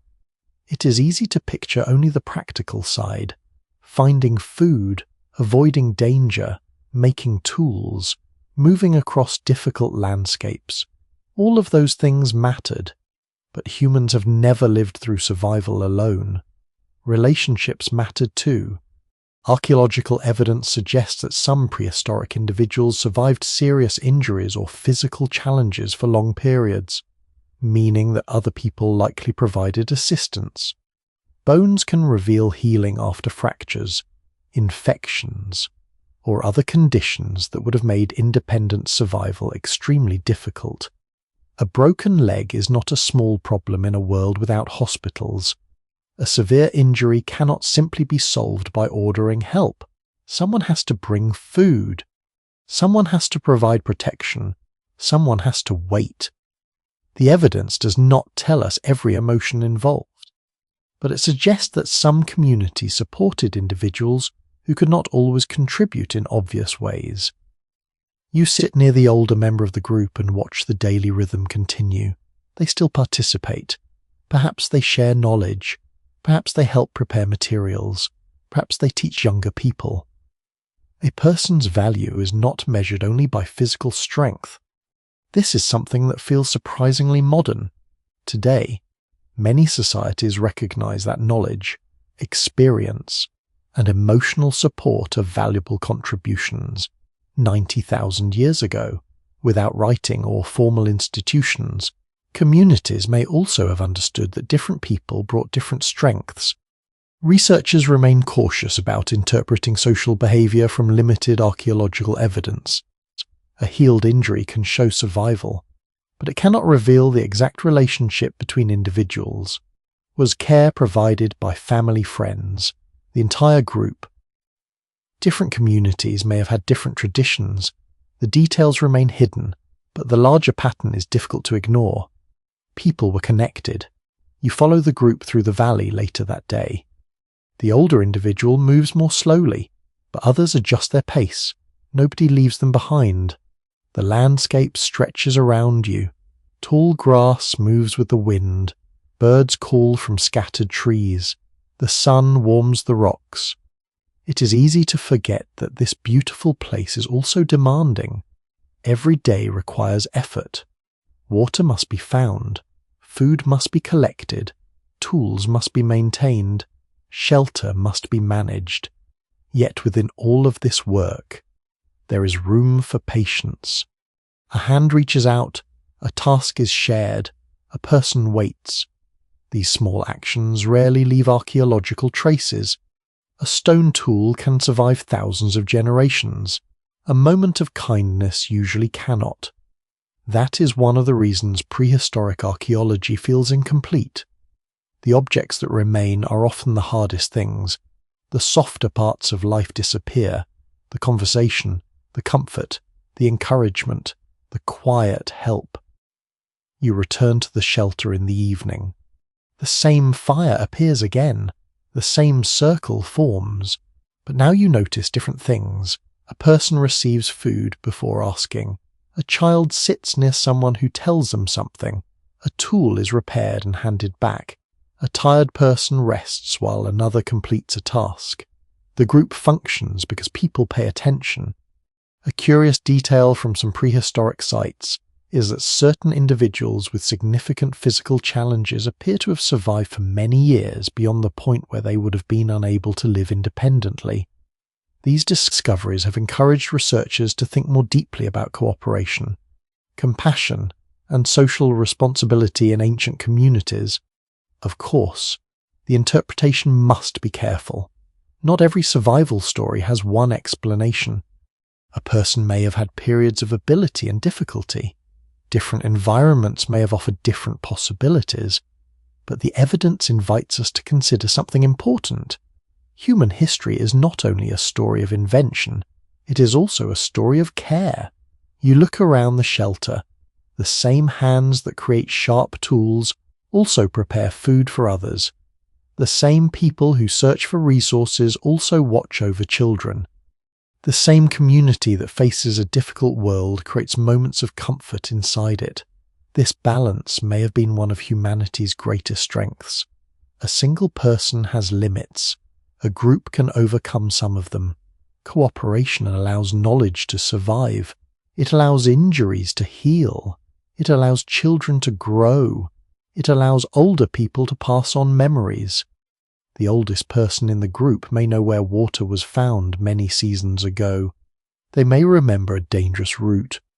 They may recognize signs of changing weather. Their knowledge could protect everyone. In a world without written records, living memory becomes incredibly valuable. You think about modern life for a moment. Today, we save information in countless ways. Books, databases, digital files, photographs. If someone forgets a fact, we often search for it here. Memory lives in people. A person's experience is part of the community's survival. When they are cared for, knowledge is cared for too. The night becomes quiet again. The older member of the group sits near the fire. The flames reflect in their eyes. Around them, younger people continue learning. The past and future meet in the same circle. Someone who remembers yesterday sits beside someone who will remember tomorrow. This simple arrangement may be one of the oldest patterns in human existence. Generation beside generation. Experience beside curiosity.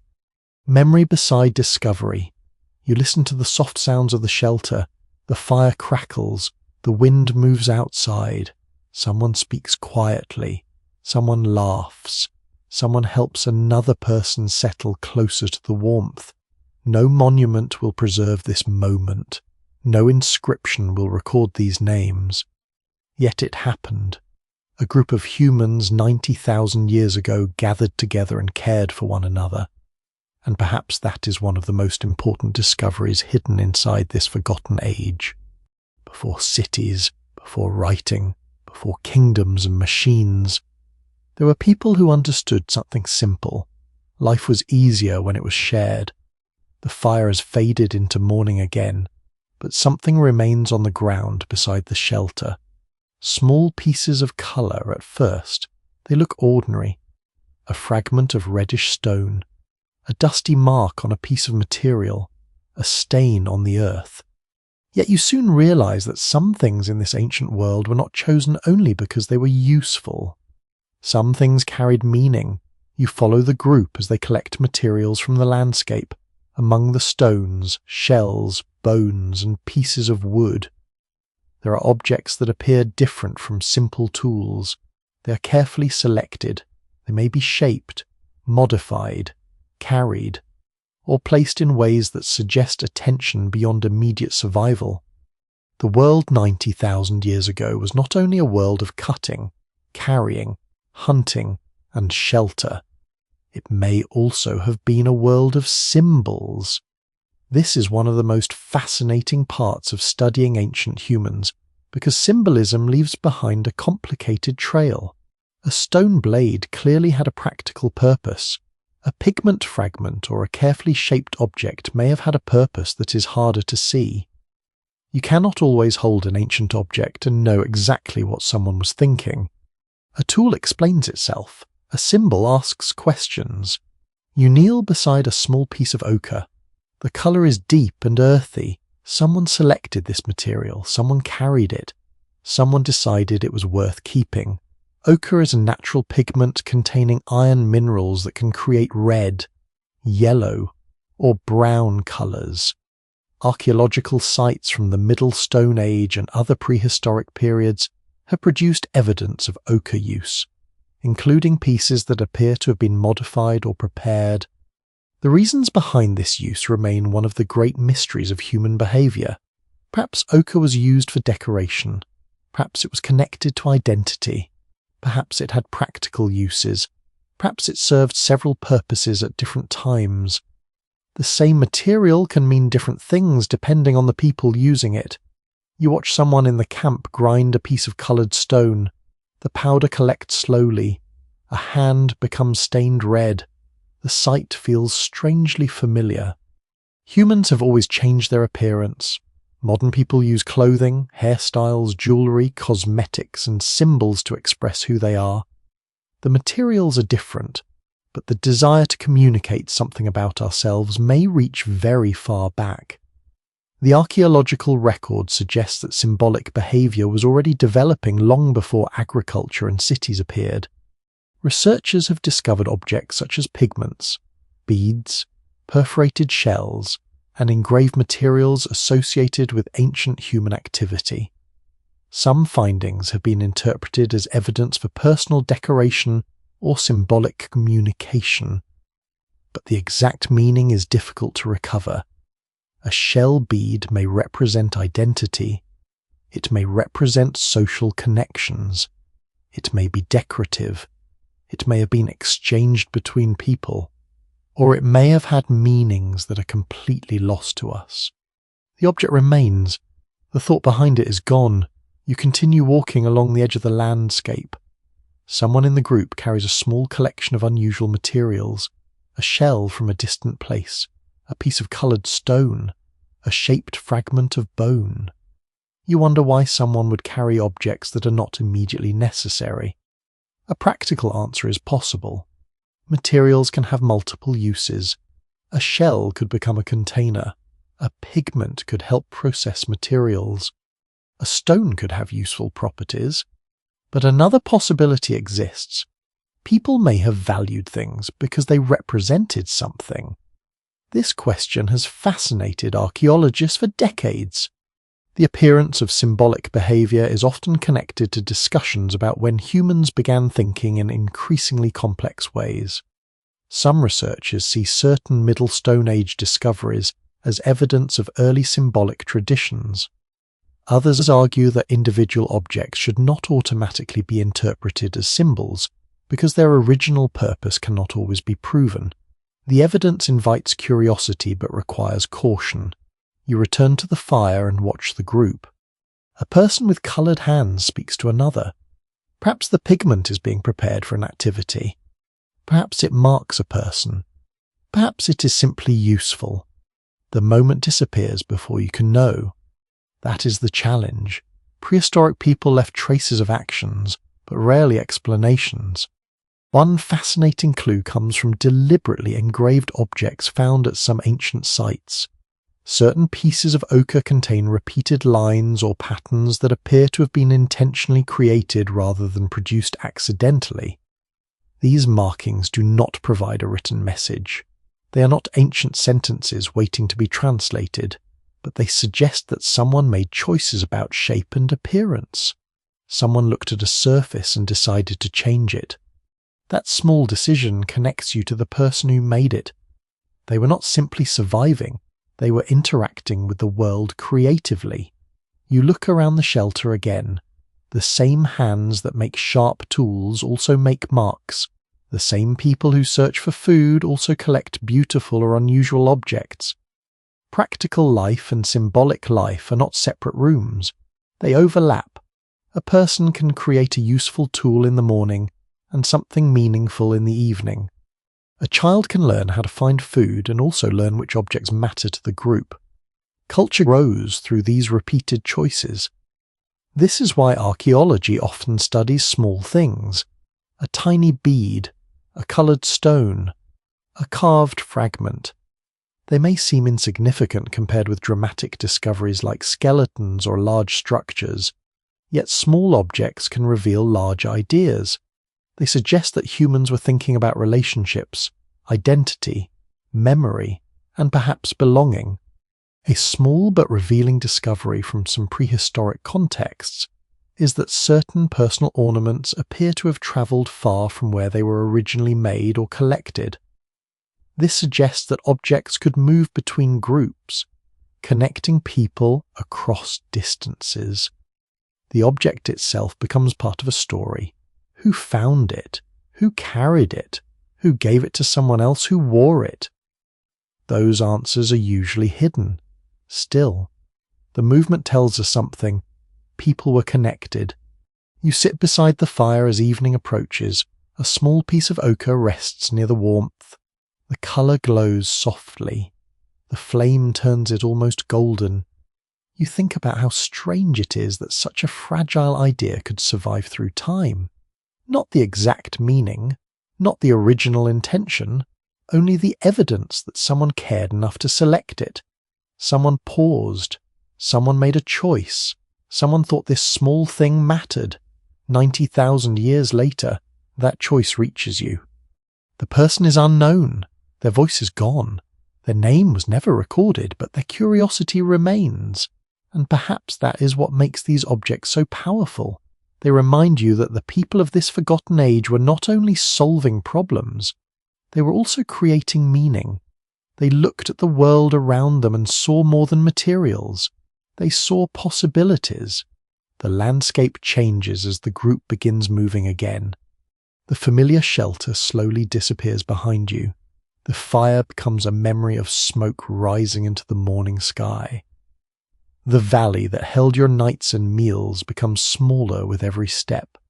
At first, leaving feels strange. You have become accustomed to the place, the flat stones near the entrance, the sound of wind passing through the grass, the familiar path toward the water.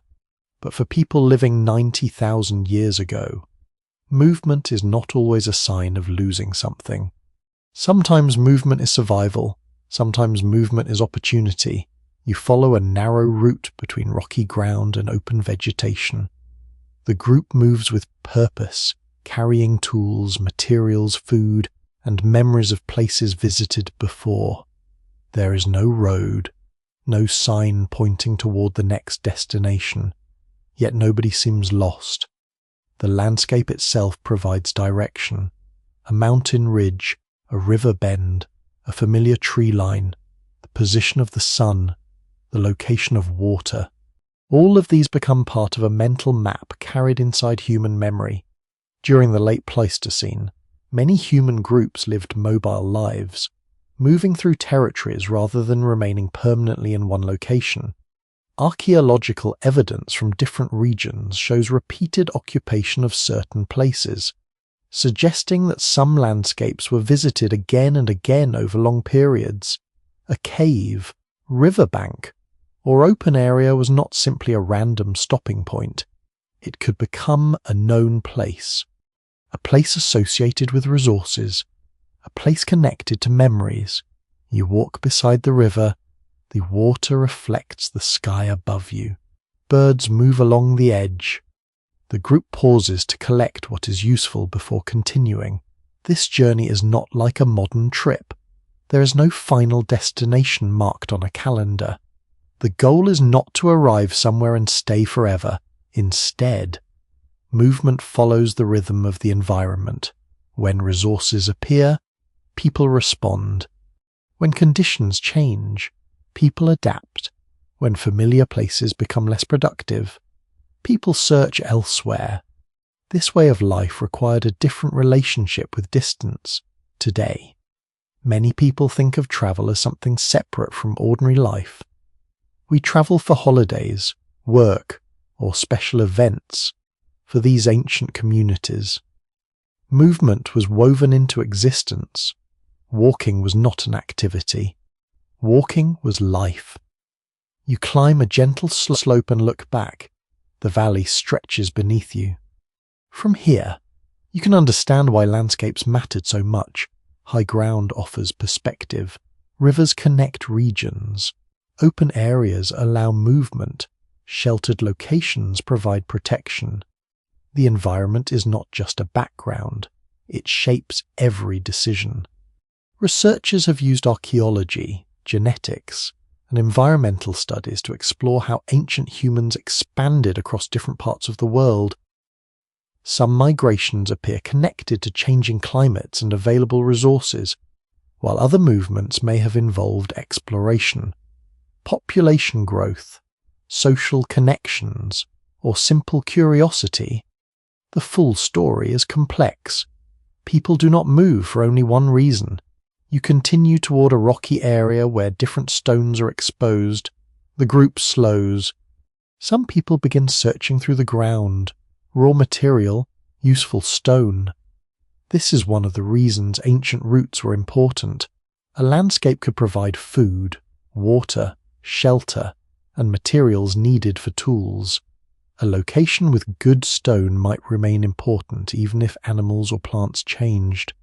One easily overlooked discovery from prehistoric archaeology is that some stone materials traveled surprisingly far from their natural sources. These movements reveal that ancient people sometimes carried valuable resources across large areas, showing planning and connections between different parts of the landscape. You pick up a piece of stone. It feels ordinary, but someone once looked at it and saw potential. A cutting edge, a scraper, a point, a future tool. The ability to recognize useful materials was a form of knowledge. The group continues. The terrain becomes unfamiliar, at least unfamiliar to you.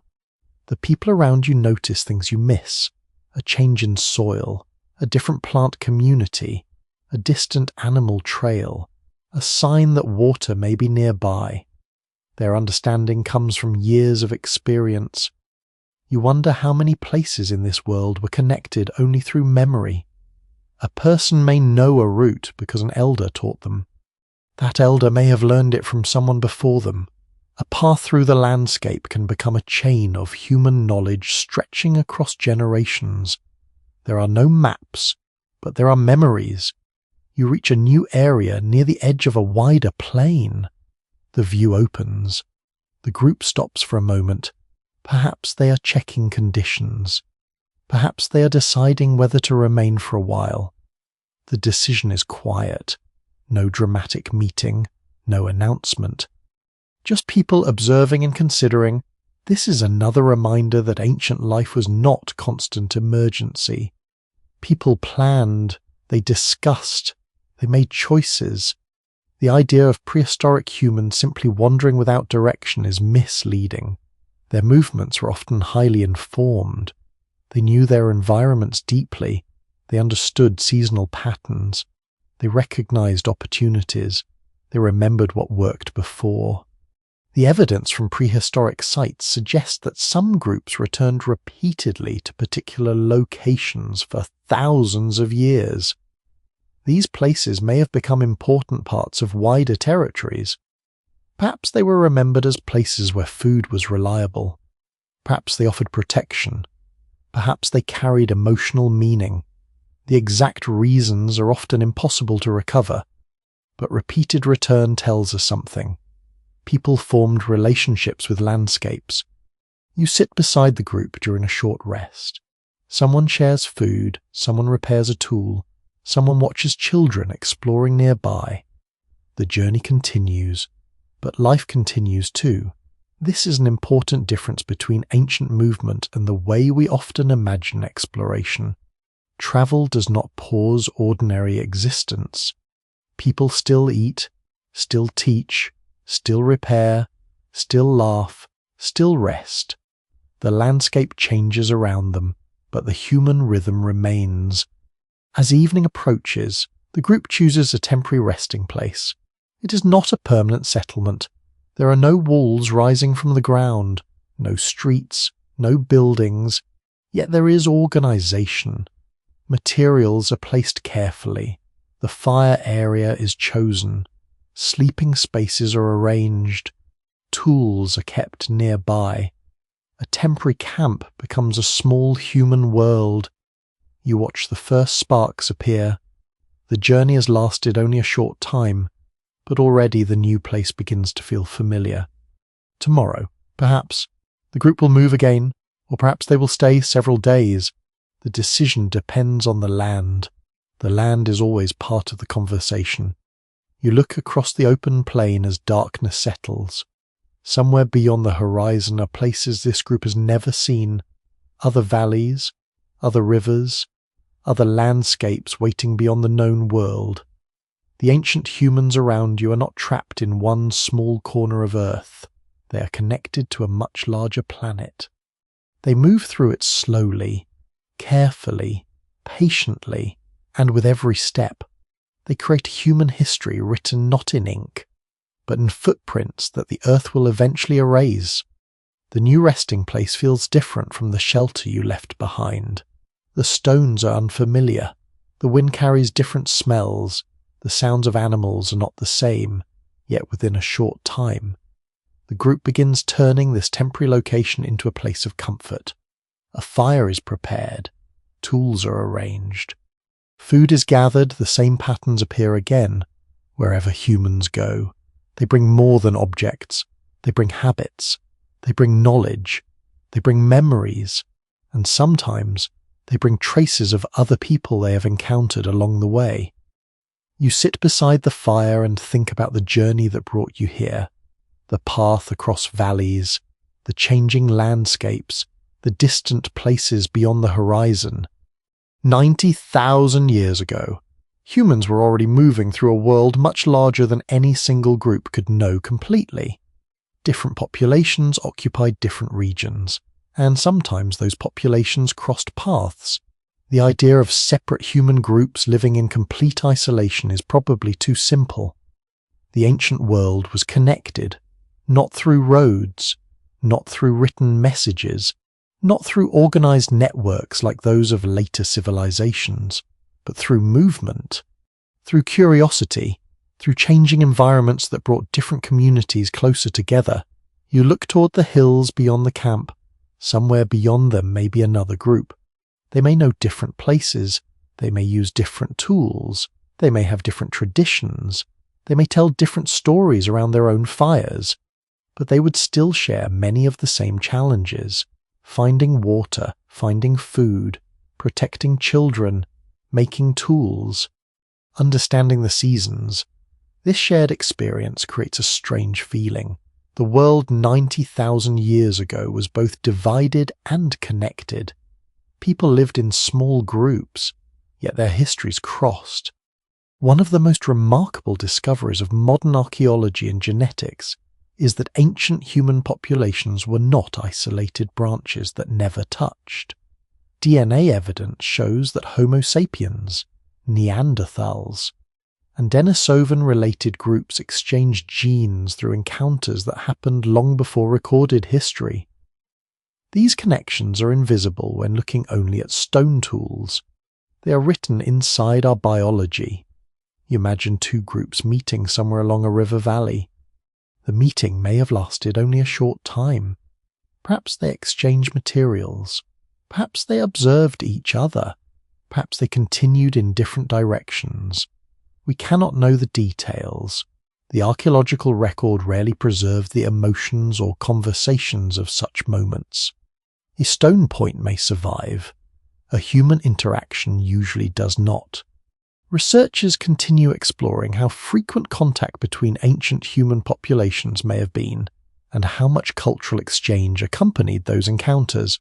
Genetic evidence confirms that interaction occurred, but it does not provide a complete picture of how people lived together, traded, competed, or cooperated. The unanswered questions remain one of the most fascinating parts of this period. You return your attention to the fire. Someone beside you is shaping a tool. The technique looks familiar. The movements remind you of the person you watched days earlier at the old shelter. But perhaps this person learned from someone else. Perhaps the method travelled across generations. Perhaps ideas moved between groups. Knowledge can travel even when people do not stay. A small change in a tool design can spread. A useful technique can be copied. A material can move from one region to another. A tradition can slowly travel across landscapes. This does not mean ancient groups lived in constant contact. Distance mattered. Mountains, deserts, rivers, and changing climates could separate communities for long periods. A person could spend their entire life knowing only a limited territory. Yet even within those limits, connections were possible. You watch someone examine a small object collected earlier. It is not from this immediate area. Perhaps it was carried here. Perhaps someone received it from another person. Perhaps it has been passed through several hands. A small but revealing clue from prehistoric archaeology is the presence of materials that originated far from where they were found. These objects suggest movement across landscapes and sometimes hint at relationships between communities that were separated by significant distances. The object itself cannot tell the whole story. It cannot say who carried it. It cannot explain why it mattered. But it shows that the ancient world was not completely closed. You think about how different this is from the image of prehistoric humans as lonely figures wandering through an empty wilderness. The reality is more interesting. They lived in communities. They learned from one another. They sometimes encountered other groups. They carried memories and objects between places. They were part of a world filled with relationships. The night becomes colder. The group moves closer to the fire. Someone begins repairing a piece of clothing or a hide covering. Another person prepares materials for tomorrow. A child listens nearby. The scene feels ordinary, And perhaps that is the most important thing. Human history is often told through major events, battles, kings, cities, discoveries. But most human life has always happened through ordinary evenings like this. A person making something, a child learning, a meal being shared, a conversation beside warmth. 90,000 years ago, the world had no written records, but it still had countless moments. The people here experienced friendships, disagreements, curiosity, humor, concern, the same emotions that appear throughout human history. You wonder what it would feel like to meet another human population from this age. Would they seem strange? Perhaps at first, different clothing, different tools, different customs. But after sitting together near the same fire, perhaps the differences would become smaller. A hungry person understands food. A tired person understands rest. A parent understands a child. A person beside a fire understands warmth. Some historians and archaeologists have suggested that contact between ancient human populations may have involved exchanges of knowledge as well as biological mixing. Although the scale and nature of such exchanges remain difficult to determine, the evidence leaves room for many possibilities. A technique may have spread through direct teaching, an object may have travelled through exchange, a tradition may have changed after contact, or similar ideas may have developed independently in different places. Human creativity does not always need a single source. You watch the flames rise, the sparks disappear into the night beyond the camp. Other fires may be burning, other families may be resting, other children may be learning. The world feels larger now, not because you have discovered new land, but because you have discovered more people. The forgotten age is not a blank space before civilization. It is a landscape filled with human paths crossing in ways we only partly understand. And as you settle near the fire, you realize that the story of humanity has never been only about where people lived. It has also been about how they connected, across valleys, across rivers, across generations, across time itself. The morning arrives with a different feeling. The air is sharper, the wind moves differently across the open landscape. The plants around the temporary camp look less familiar than those near the shelter you left behind. At first, these changes seem small, a colder breeze, a quieter river, fewer plants growing in one area, but for the people living here, small changes can carry important messages. The world is always shifting. 90,000 years ago, humans lived during a period of significant environmental change. The late Pleistocene was not a single frozen era with one unchanging climate. Instead, Earth moved through cycles of colder and warmer conditions, creating landscapes that could transform across generations. A valley that once provided abundant food could become drier. A familiar route could become less useful. A coastline could move as sea levels changed. A place remembered by grandparents might look very different to their grandchildren. You stand beside the group and watch them observe the landscape. Nobody appears surprised. Change is part of life. The people here have learned that survival does not come from forcing the world to remain the same. It comes from adapting when the world refuses to stay still. The group begins preparing to move again. The reason is not panic. There is no sudden disaster. Instead, it is a careful response. Resources are changing. The landscape is offering new information. Perhaps animals have shifted their routes. Perhaps water is becoming harder to find. Perhaps the season is moving forward.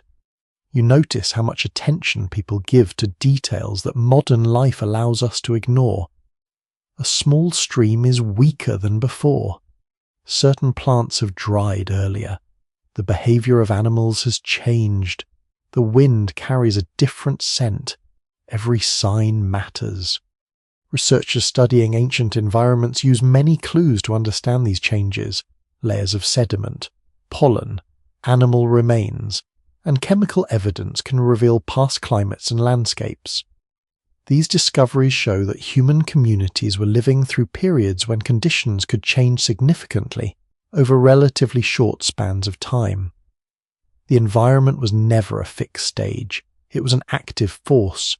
You follow the group across a wide plain. The landscape feels enormous. Grass stretches toward distant hills. Clouds move slowly overhead. The sun warms the ground during the day, but the cold returns quickly after sunset. This is the rhythm of the Ice Age world, not simply endless cold, a world of contrasts. Warm afternoons, cold nights, wet seasons, dry seasons, open grasslands beside forests. You think about how difficult it would be to plan life in such a place. Today, many people rely on buildings, transportation systems, and stored resources to protect themselves from environmental changes. If a storm arrives, we look for shelter. If food is unavailable locally, we transport it from somewhere else. If temperatures change, we adjust our homes. For people here, the environment is much closer. A changing climate is not just an inconvenience. It can affect everything: food, movement, safety, daily decisions. You reach a place where the group stops near exposed stone. Someone studies the ground. Others look toward the horizon. The decision is quiet. Stay, move, wait, return. The choice depends on knowledge accumulated over many seasons. One of the most interesting aspects of prehistoric adaptation is that humans did not simply react to environmental change after it happened. Evidence suggests that people planned around seasonal patterns, selecting locations and resources based on expected conditions. They remembered. They prepared. They adjusted. The human ability to anticipate change may have been just as important as physical strength. You sit near the group during a pause. Someone shares food. Another person repairs a tool. A child collects small objects from the ground, even during uncertainty. Ordinary life continues. This is easy to forget. When we imagine ancient humans facing environmental challenges, we sometimes picture every moment as a struggle. But most days were probably not dramatic. People still had routines. They still had quiet mornings. They still taught children. They still rested beside fires. The challenge was not constant fear. It was constant awareness. A fascinating detail from prehistoric climate studies is that some human populations appear to have survived through major environmental shifts by using flexible strategies, rather than depending on one narrow resource. Variety was often a strength. A community relying on only one food source would be vulnerable. A community understanding many possibilities would have more options. You notice this flexibility in the group. They do not search for one perfect solution. They gather different resources. They know different places. They maintain different skills. If one opportunity disappears, another may remain. This is perhaps one of humanity's oldest advantages, not the ability to control nature, the ability to adjust. As the day continues, clouds gather, the wind becomes stronger, the group changes its pace, people secure their belongings, they protect materials from moisture, they consider the best place to rest. No one needs a written plan. The plan exists through shared understanding. You think about how much information is carried in human memory. Where to find shelter, where water collects after rain, which routes become dangerous, which places should be avoided, which resources appear at different times. Every generation receives this knowledge and adds something new. The landscape becomes a book written through experience. But unlike a book, it changes. The pages move. The words disappear. The next generation must learn again. You arrive near a sheltered area before evening. The wind is stronger here. but the terrain offers protection. The group begins preparing for another night. The fire returns, the familiar circle forms, despite the changing world outside. Some things remain constant: warmth, food, companionship, learning. The same human patterns continue even as the environment shifts. You look beyond the firelight. Somewhere far away, glaciers are expanding and retreating, rivers are changing course, animals are moving, coastlines are transforming, the planet itself is in motion. And yet, in this small camp, humans continue. They are not waiting for the world to become stable. They are living inside its uncertainty. This may be one of the deepest lessons of the forgotten age. Human history is not a story of people finding a perfect environment. It is a story of people learning to live in imperfect ones. The world changes, the seasons turn, the landscape transforms, and humans keep moving forward, carrying knowledge, adapting their habits, and finding new ways to belong wherever they stand. The shelter you discover is smaller than the ones you've visited before.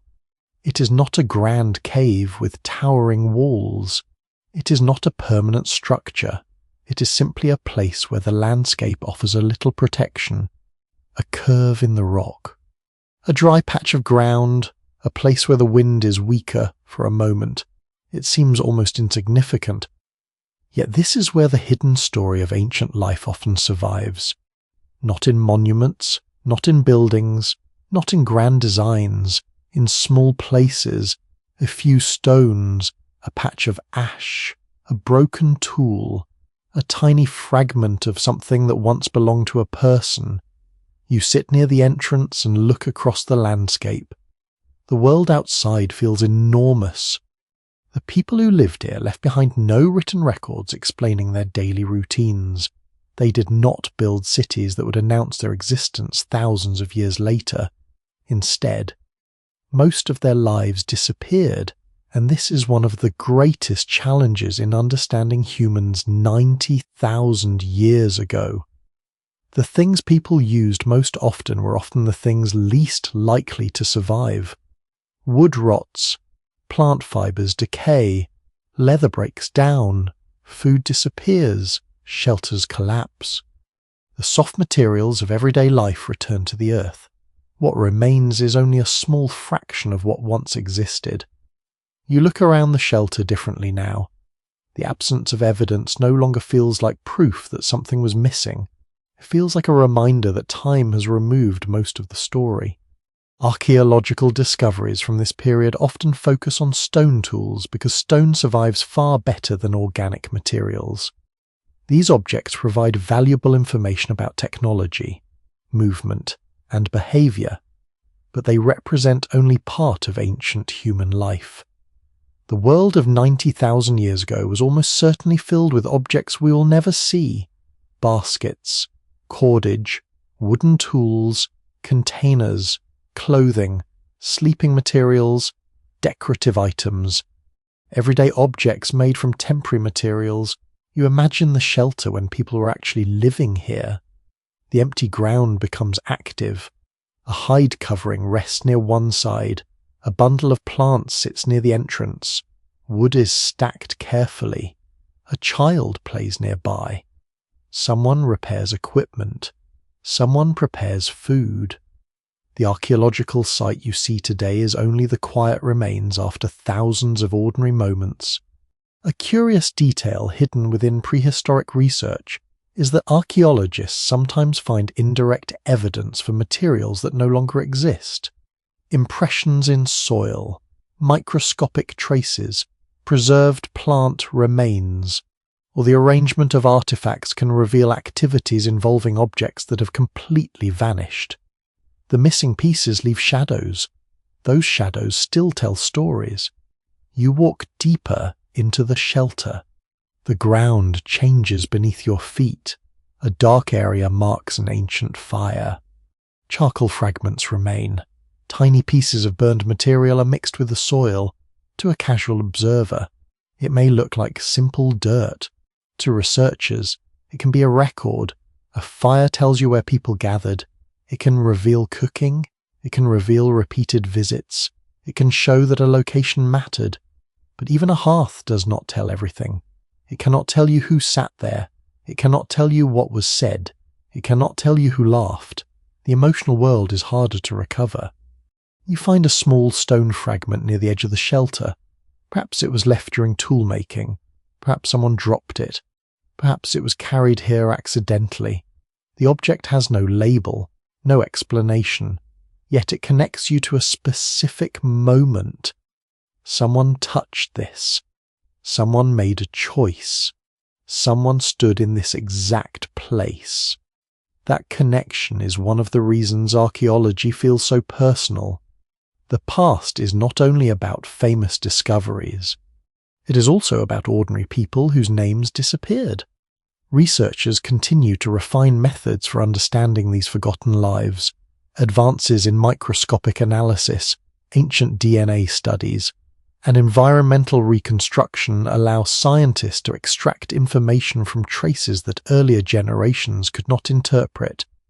A small piece of evidence can now reveal unexpected details. But even with modern technology, there are limits. Some questions may never be answered. You leave the shelter and follow a nearby path. The ground is covered with signs that humans passed through. But most are invisible. A footprint that lasted only briefly. A broken branch used as a tool. A plant collected and carried away. A conversation beside a fire. These moments happened. They simply did not survive in a form we can directly examine. You think about how different this is from modern life. Today, people leave enormous amounts of information behind. Photographs, messages, documents, videos. A person's daily routine can create thousands of digital traces 90,000 years ago. A person could live an entire lifetime and leave behind almost nothing, and yet that does not mean their life was smaller. A person could still have a favourite place, a favourite food, a person they cared about, a memory they carried, a skill they were proud of.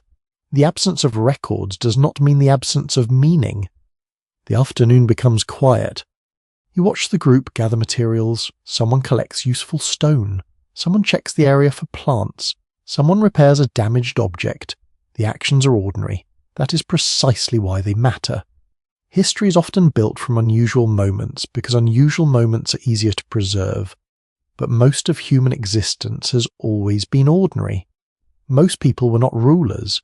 Most people did not create monuments. Most people lived, worked, loved, taught, and rested. The forgotten age was filled with these invisible lives. You sit beside the fire again as evening arrives. The same patterns return, the same warmth, the same sounds, the same human need for connection. You look at the people around you and realize that archaeology has a strange relationship with silence. It tells us enough to know people were here. It does not tell us everything they wanted us to know. It gives us the outline. We imagine the colors. It gives us the objects. We imagine the hands. It gives us the location. We imagine the moments. The people of 90,000 years ago are not mysterious because they were completely different from us. They are mysterious because so much of them was ordinary. And ordinary things are often the hardest to preserve. A meal shared around a fire, a child learning a skill, a person repairing a tool, a quiet evening after a long day. These moments probably happened thousands upon thousands of times. Almost all are gone, but the small traces that remain are enough to remind you of something important. The ancient world was never empty. It was full of lives. The evidence is simply quieter than the people who created it. The night becomes quiet around the shelter. The fire is smaller now. Only a few glowing pieces of wood remain, sending soft orange light across the ground. The people nearby have settled into familiar positions. Some are resting. Some are still talking quietly. Some are preparing things for tomorrow. You look around and think about everything this place represents. A shelter, a fire, a few tools, a handful of objects. To the modern eye, it may appear like almost nothing, and yet this small space contains traces of a complete human world. The strange thing about 90,000 years ago is not that humans left behind so little. It is that they live so much more than we can see. When you imagine the past, it is natural to picture what survives. Museums display stone tools. Researchers photograph fossils. Excavations reveal ancient layers of soil. These are the pieces that remain. But the real challenge is understanding everything that disappeared. You step outside the shelter. The night air is cold. Above you, the stars are bright. The landscape stretches silently in every direction. Somewhere beneath your feet are thousands of years of forgotten footsteps. Most have vanished. A person walked here. A child ran here. Someone carried water here. Someone searched for food here. Someone sat beside a fire here. Almost none of those moments remain visible. This is why the archaeological record of deep prehistory can feel strangely incomplete. It is not a complete archive. It is a collection of surviving fragments. Imagine walking into an old room after everything soft has been removed. The furniture is gone. The curtains are gone. The books have disappeared. Only a few hard objects remain. You could still learn something about the people who lived there, but you would need to be careful. The same is true for ancient human life. Stone tools tell about technology. Animal bones can reveal diet. Charcoal can reveal fire use. Genetic evidence can reveal relationships between populations, but none of these alone can recreate the full experience of being alive. The missing pieces are everywhere. You look toward the area where the group stored materials earlier. There is no obvious trace of many things they must have used. No wooden containers, no woven bags, no complete clothing, no written instructions. Yet it would be a mistake to think these things did not exist simply because they did not survive. Researchers studying prehistoric environments often rely on indirect clues to understand materials that disappeared. Microscopic traces, chemical remains, impressions in soil. And patterns of artifact placement can sometimes reveal activities involving objects that have long since vanished. The absence of an object does not always mean the absence of the activity. Sometimes it only means time has been successful. You return to the fire. A person beside you repairs a damaged item. The material bends slightly. You cannot identify exactly what it is. Perhaps a piece of hide. Perhaps a wooden object, perhaps a fibre that will never reach the future. This ordinary action feels strangely important. Repair, maintenance, reuse. These are behaviours that rarely create dramatic discoveries, yet they are central to daily life. A person 90,000 years ago was not constantly creating new things. They were taking care of what they had. A tool was valuable because someone invested effort into making it. A piece of clothing mattered because it required time and skill. A shelter mattered because people returned to it. Life depended on preserving useful things.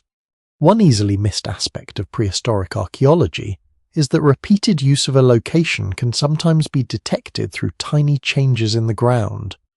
Layers of ash, discarded fragments, and repeated activity areas can reveal that people return to the same places again and again. A location may have held memories long before anyone recorded them. You imagine generations arriving at this shelter. One group leaves, another returns, the landscape remains, the fire disappears. New fires appear, different hands touch the same stones. A place becomes connected to human experience. The shelter is not a permanent village. It does not have walls built to last centuries, but it can still become meaningful. A place does not need architecture to become part of memory. A riverbank can matter, a valley can matter, a cave can matter, a path through the landscape can matter. People create relationships with places. You think about how much of this world has disappeared, not because humans failed to create anything meaningful, but because the materials of life were temporary. A wooden spear can be extremely useful and then completely vanish. A woven basket can carry food for years and leave almost no trace. A song can guide a community and leave no physical evidence. A story can be remembered for generations and then disappear. The things that shape lives are not always the things that survive. This realization changes how you see the ancient world. It becomes less like an empty landscape filled only with stone. It becomes a place of movement, sound, color, texture. You imagine the smell of smoke from the fire, the rough feeling of worked hide, the sound of stone being shaped, the voices of people talking after sunset, the footsteps of children outside the shelter. These details are difficult to prove directly, but they are reasonable parts of a human world. You sit quietly and watch the flames. The group around you is preparing for another day. Tomorrow will bring familiar challenges: finding food, managing resources, teaching younger members, maintaining tools, adapting to the environment. Nothing about this life is easy, but neither is it empty. This is one of the most important lessons hidden in the forgotten age. The past is often quieter than we expect because so much of it has disappeared, but quiet does not mean meaningless. A person does not need to build a monument to have lived a significant life. A family does not need written records to have cared for one another. A community does not need cities to have traditions. The people of 90,000 years ago created a world that was temporary in material form but lasting in influence. Their tools shaped later technologies. Their movements shaped human populations. Their survival shaped the future of our species. You look once more across the dark landscape. The fire behind you is small. The world around you is enormous. And somewhere between those two things lies the story of humanity, not only in what remains, but also in everything that vanished. The morning light returns, revealing the landscape once again. The same hills, the same river, the same open spaces where humans have walked for countless generations. Yet after everything you have seen, the landscape feels different now. It no longer looks empty. Every valley seems to hold a possibility. Every stone seems to carry a question. Every quiet place feels as though it may once have contained a human story. You stand at the edge of the camp and think about how much remains unknown. 90,000 years ago is a time close enough to feel familiar and distant enough to remain mysterious. We can discover traces of human activity, but the full picture is always just beyond reach. This is what makes the period so fascinating. The evidence gives us pieces, the imagination connects them carefully, but there are still many unanswered questions. You walk through the camp one more time, the fire area, the tool-making space, the places where people rested. Each location offers clues. Together, they create a picture of human life that is surprisingly complex. But complexity creates more questions. How large were these communities? How often did different groups meet? How quickly did new ideas spread? How much did people understand about the wider world beyond their own territory? These questions continue to guide research today.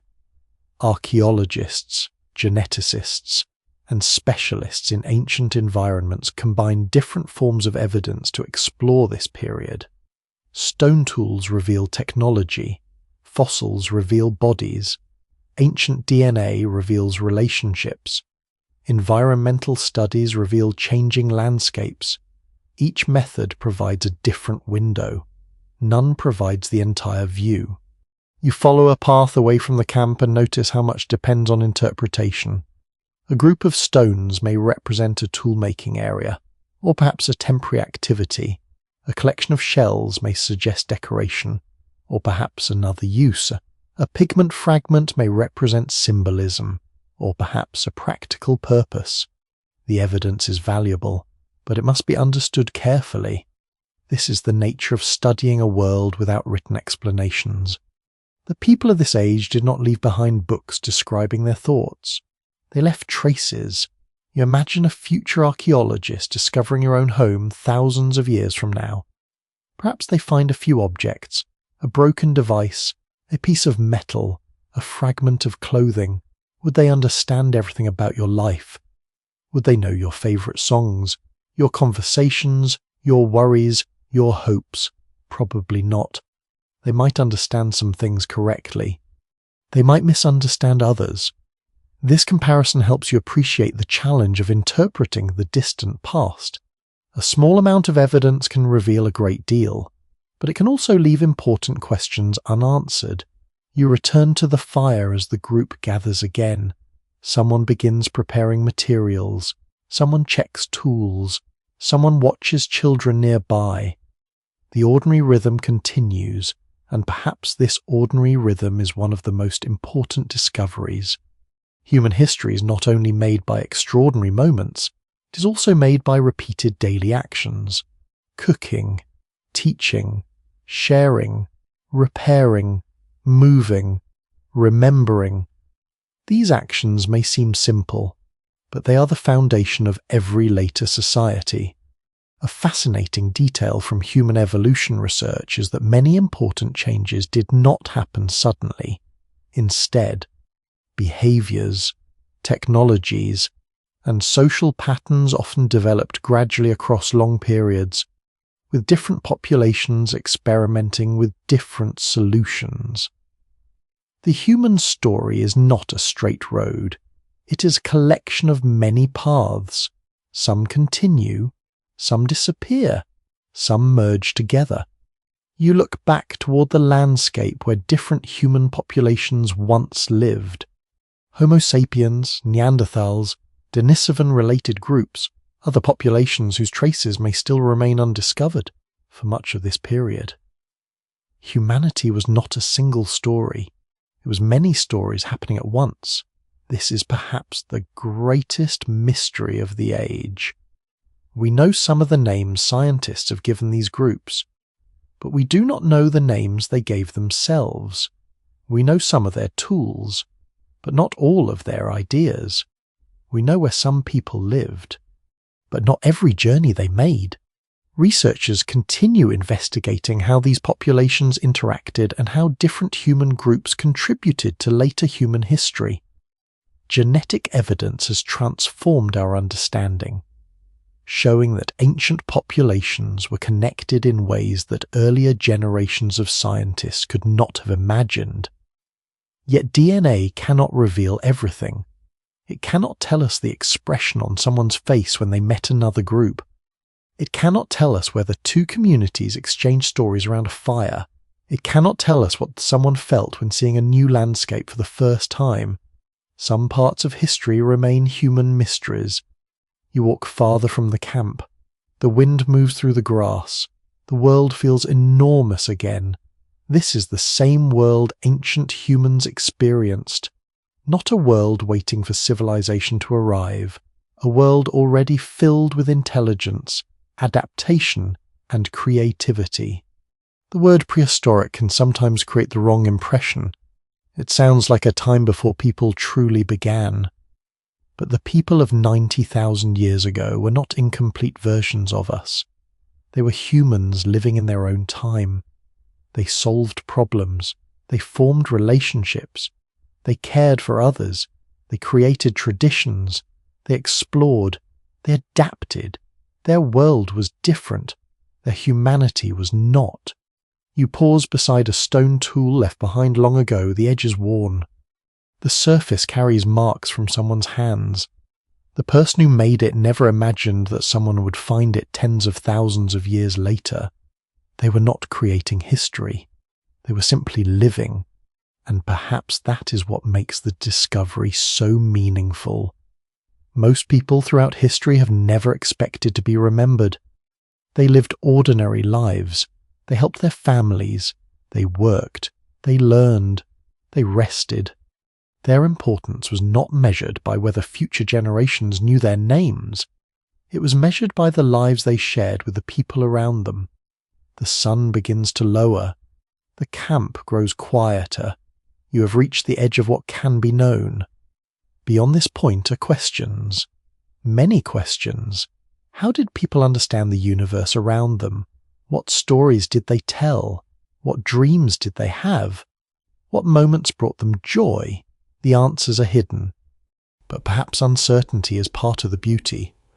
A completely explained past would lose some of its mystery. The forgotten age remains alive because there are still spaces where curiosity can enter. You stand beneath the evening sky. 90,000 years separate you from the people who walked here. Yet the distance feels smaller now, because beneath the differences in technology and environment, something remains constant. The desire to survive, the desire to belong, the desire to understand the world, the same quiet questions humans still ask today. Who are we?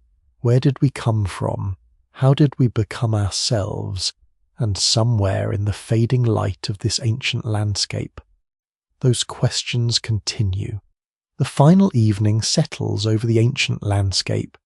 You return once more to the place where the journey began, the shelter, the fire, the familiar circle of human activity.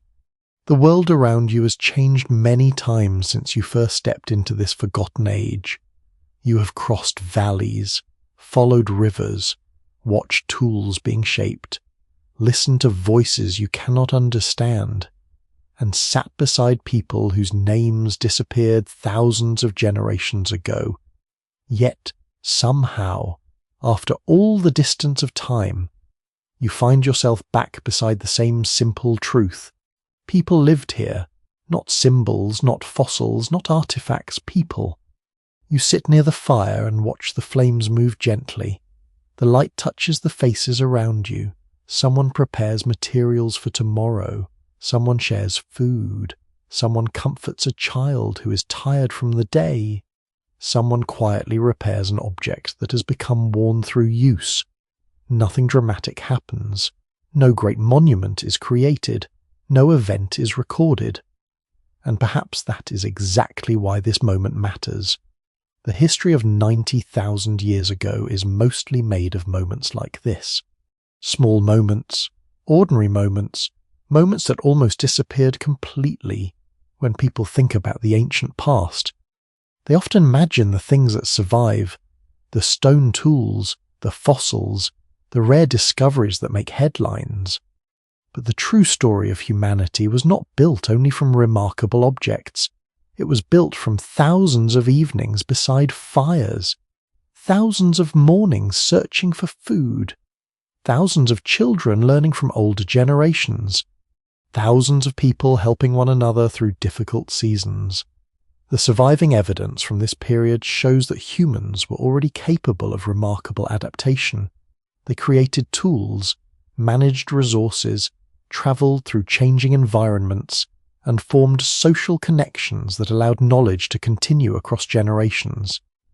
But the most important parts of their lives are often the hardest to find. A conversation, a joke, a song, a comforting gesture, a moment of curiosity. These things shaped human history, yet they rarely leave physical traces. You look beyond the firelight. The darkness covers the landscape.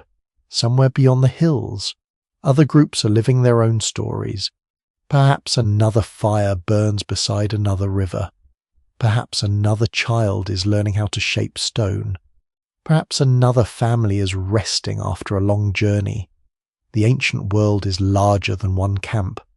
Human history is not one straight path.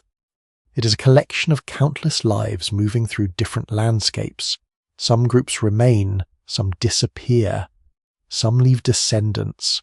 Some become known only through fragments found many thousands of years later. The people around you tonight belong to a world that no longer exists. The climate is different. The animals are different. The landscapes are different. Yet the feelings around the fire remain recognizable. the need for warmth, the comfort of familiar faces, the satisfaction of completing a difficult task, the curiosity of a child discovering something new. These connections are what make deep history feel close. You realize that 90,000 years is an enormous amount of time. Empires have risen and fallen, languages have changed, cities have appeared and vanished, entire ways of life have transformed, and still, beneath all of those changes, certain human patterns continue. We gather, we teach, we remember, we care. One of the most meaningful lessons from this forgotten age is that civilization did not create humanity. Humans created civilization. The foundations existed long before cities. They existed in cooperation, in imagination, in communication, in the ability to look at a piece of stone and see a tool that had not yet been made. They existed in the ability to look at another person and understand that person mattered. You place your hand near the warmth of the fire, the heat feels familiar. The same simple comfort was felt by countless people before written history. The same feeling connected generations separated by unimaginable time. A person 90,000 years ago didn't know they were part of a great human story. They were simply living their life. They woke up, they worked, they learned, they rested. They cared for others, and because they did those things, humanity continued. The fire begins to fade. The voices become softer. The night grows deeper. You look one last time at the ancient camp. The tools, the shelter, the people, the landscape. Soon, this vision will disappear. The footsteps will fade. The smoke will vanish. The voices will become silent. But the memory of this journey remains. The forgotten age was never truly empty. It was filled with people trying to understand their world. Just as we do today, they faced uncertainty. They adapted to change. They searched for meaning. They looked toward the future without knowing what it would become. And now, 90,000 years later, you have briefly walked beside them, not as strangers from a distant age, but as fellow humans sharing the same long story. The fire gives one final glow. The stars shine above the ancient landscape. The wind moves softly through the grass, and the world slowly becomes quiet. The fire is almost gone now. Only a gentle warmth remains beneath the ash. You no longer need to follow the paths of ancient valleys or search for traces hidden beneath the earth. The journey has carried you across landscapes that existed long before familiar names were given to them. And now you can simply rest beside the quiet memory of the people who walked there. Imagine the shelter growing softer around you. The stone walls fade into shadow. The distant sounds of the night become quieter. The wind passes through the grass one final time, carrying away the last traces of smoke from the old fire. Somewhere in that darkness, the ancient world continues in memory. A child learns, a hand shapes stone, a family gathers close, a small flame flickers against the endless night. Then even those images begin to drift away. You return slowly to the present. The room around you becomes familiar again. The quiet of your own night surrounds you. And perhaps you carry with you a small reminder from that distant age. Human history is not only made of grand discoveries or famous names, it is made of ordinary lives, lives that loved, learned, struggled, and continued. The people of 90,000 years ago are far away, but their story remains part of yours. So allow yourself to rest. Let the sounds of the day become distant. Let your thoughts become lighter. The ancient fire has become a memory now. The stars above that forgotten landscape have faded. The night is peaceful, and the long human journey continues quietly, one generation after another.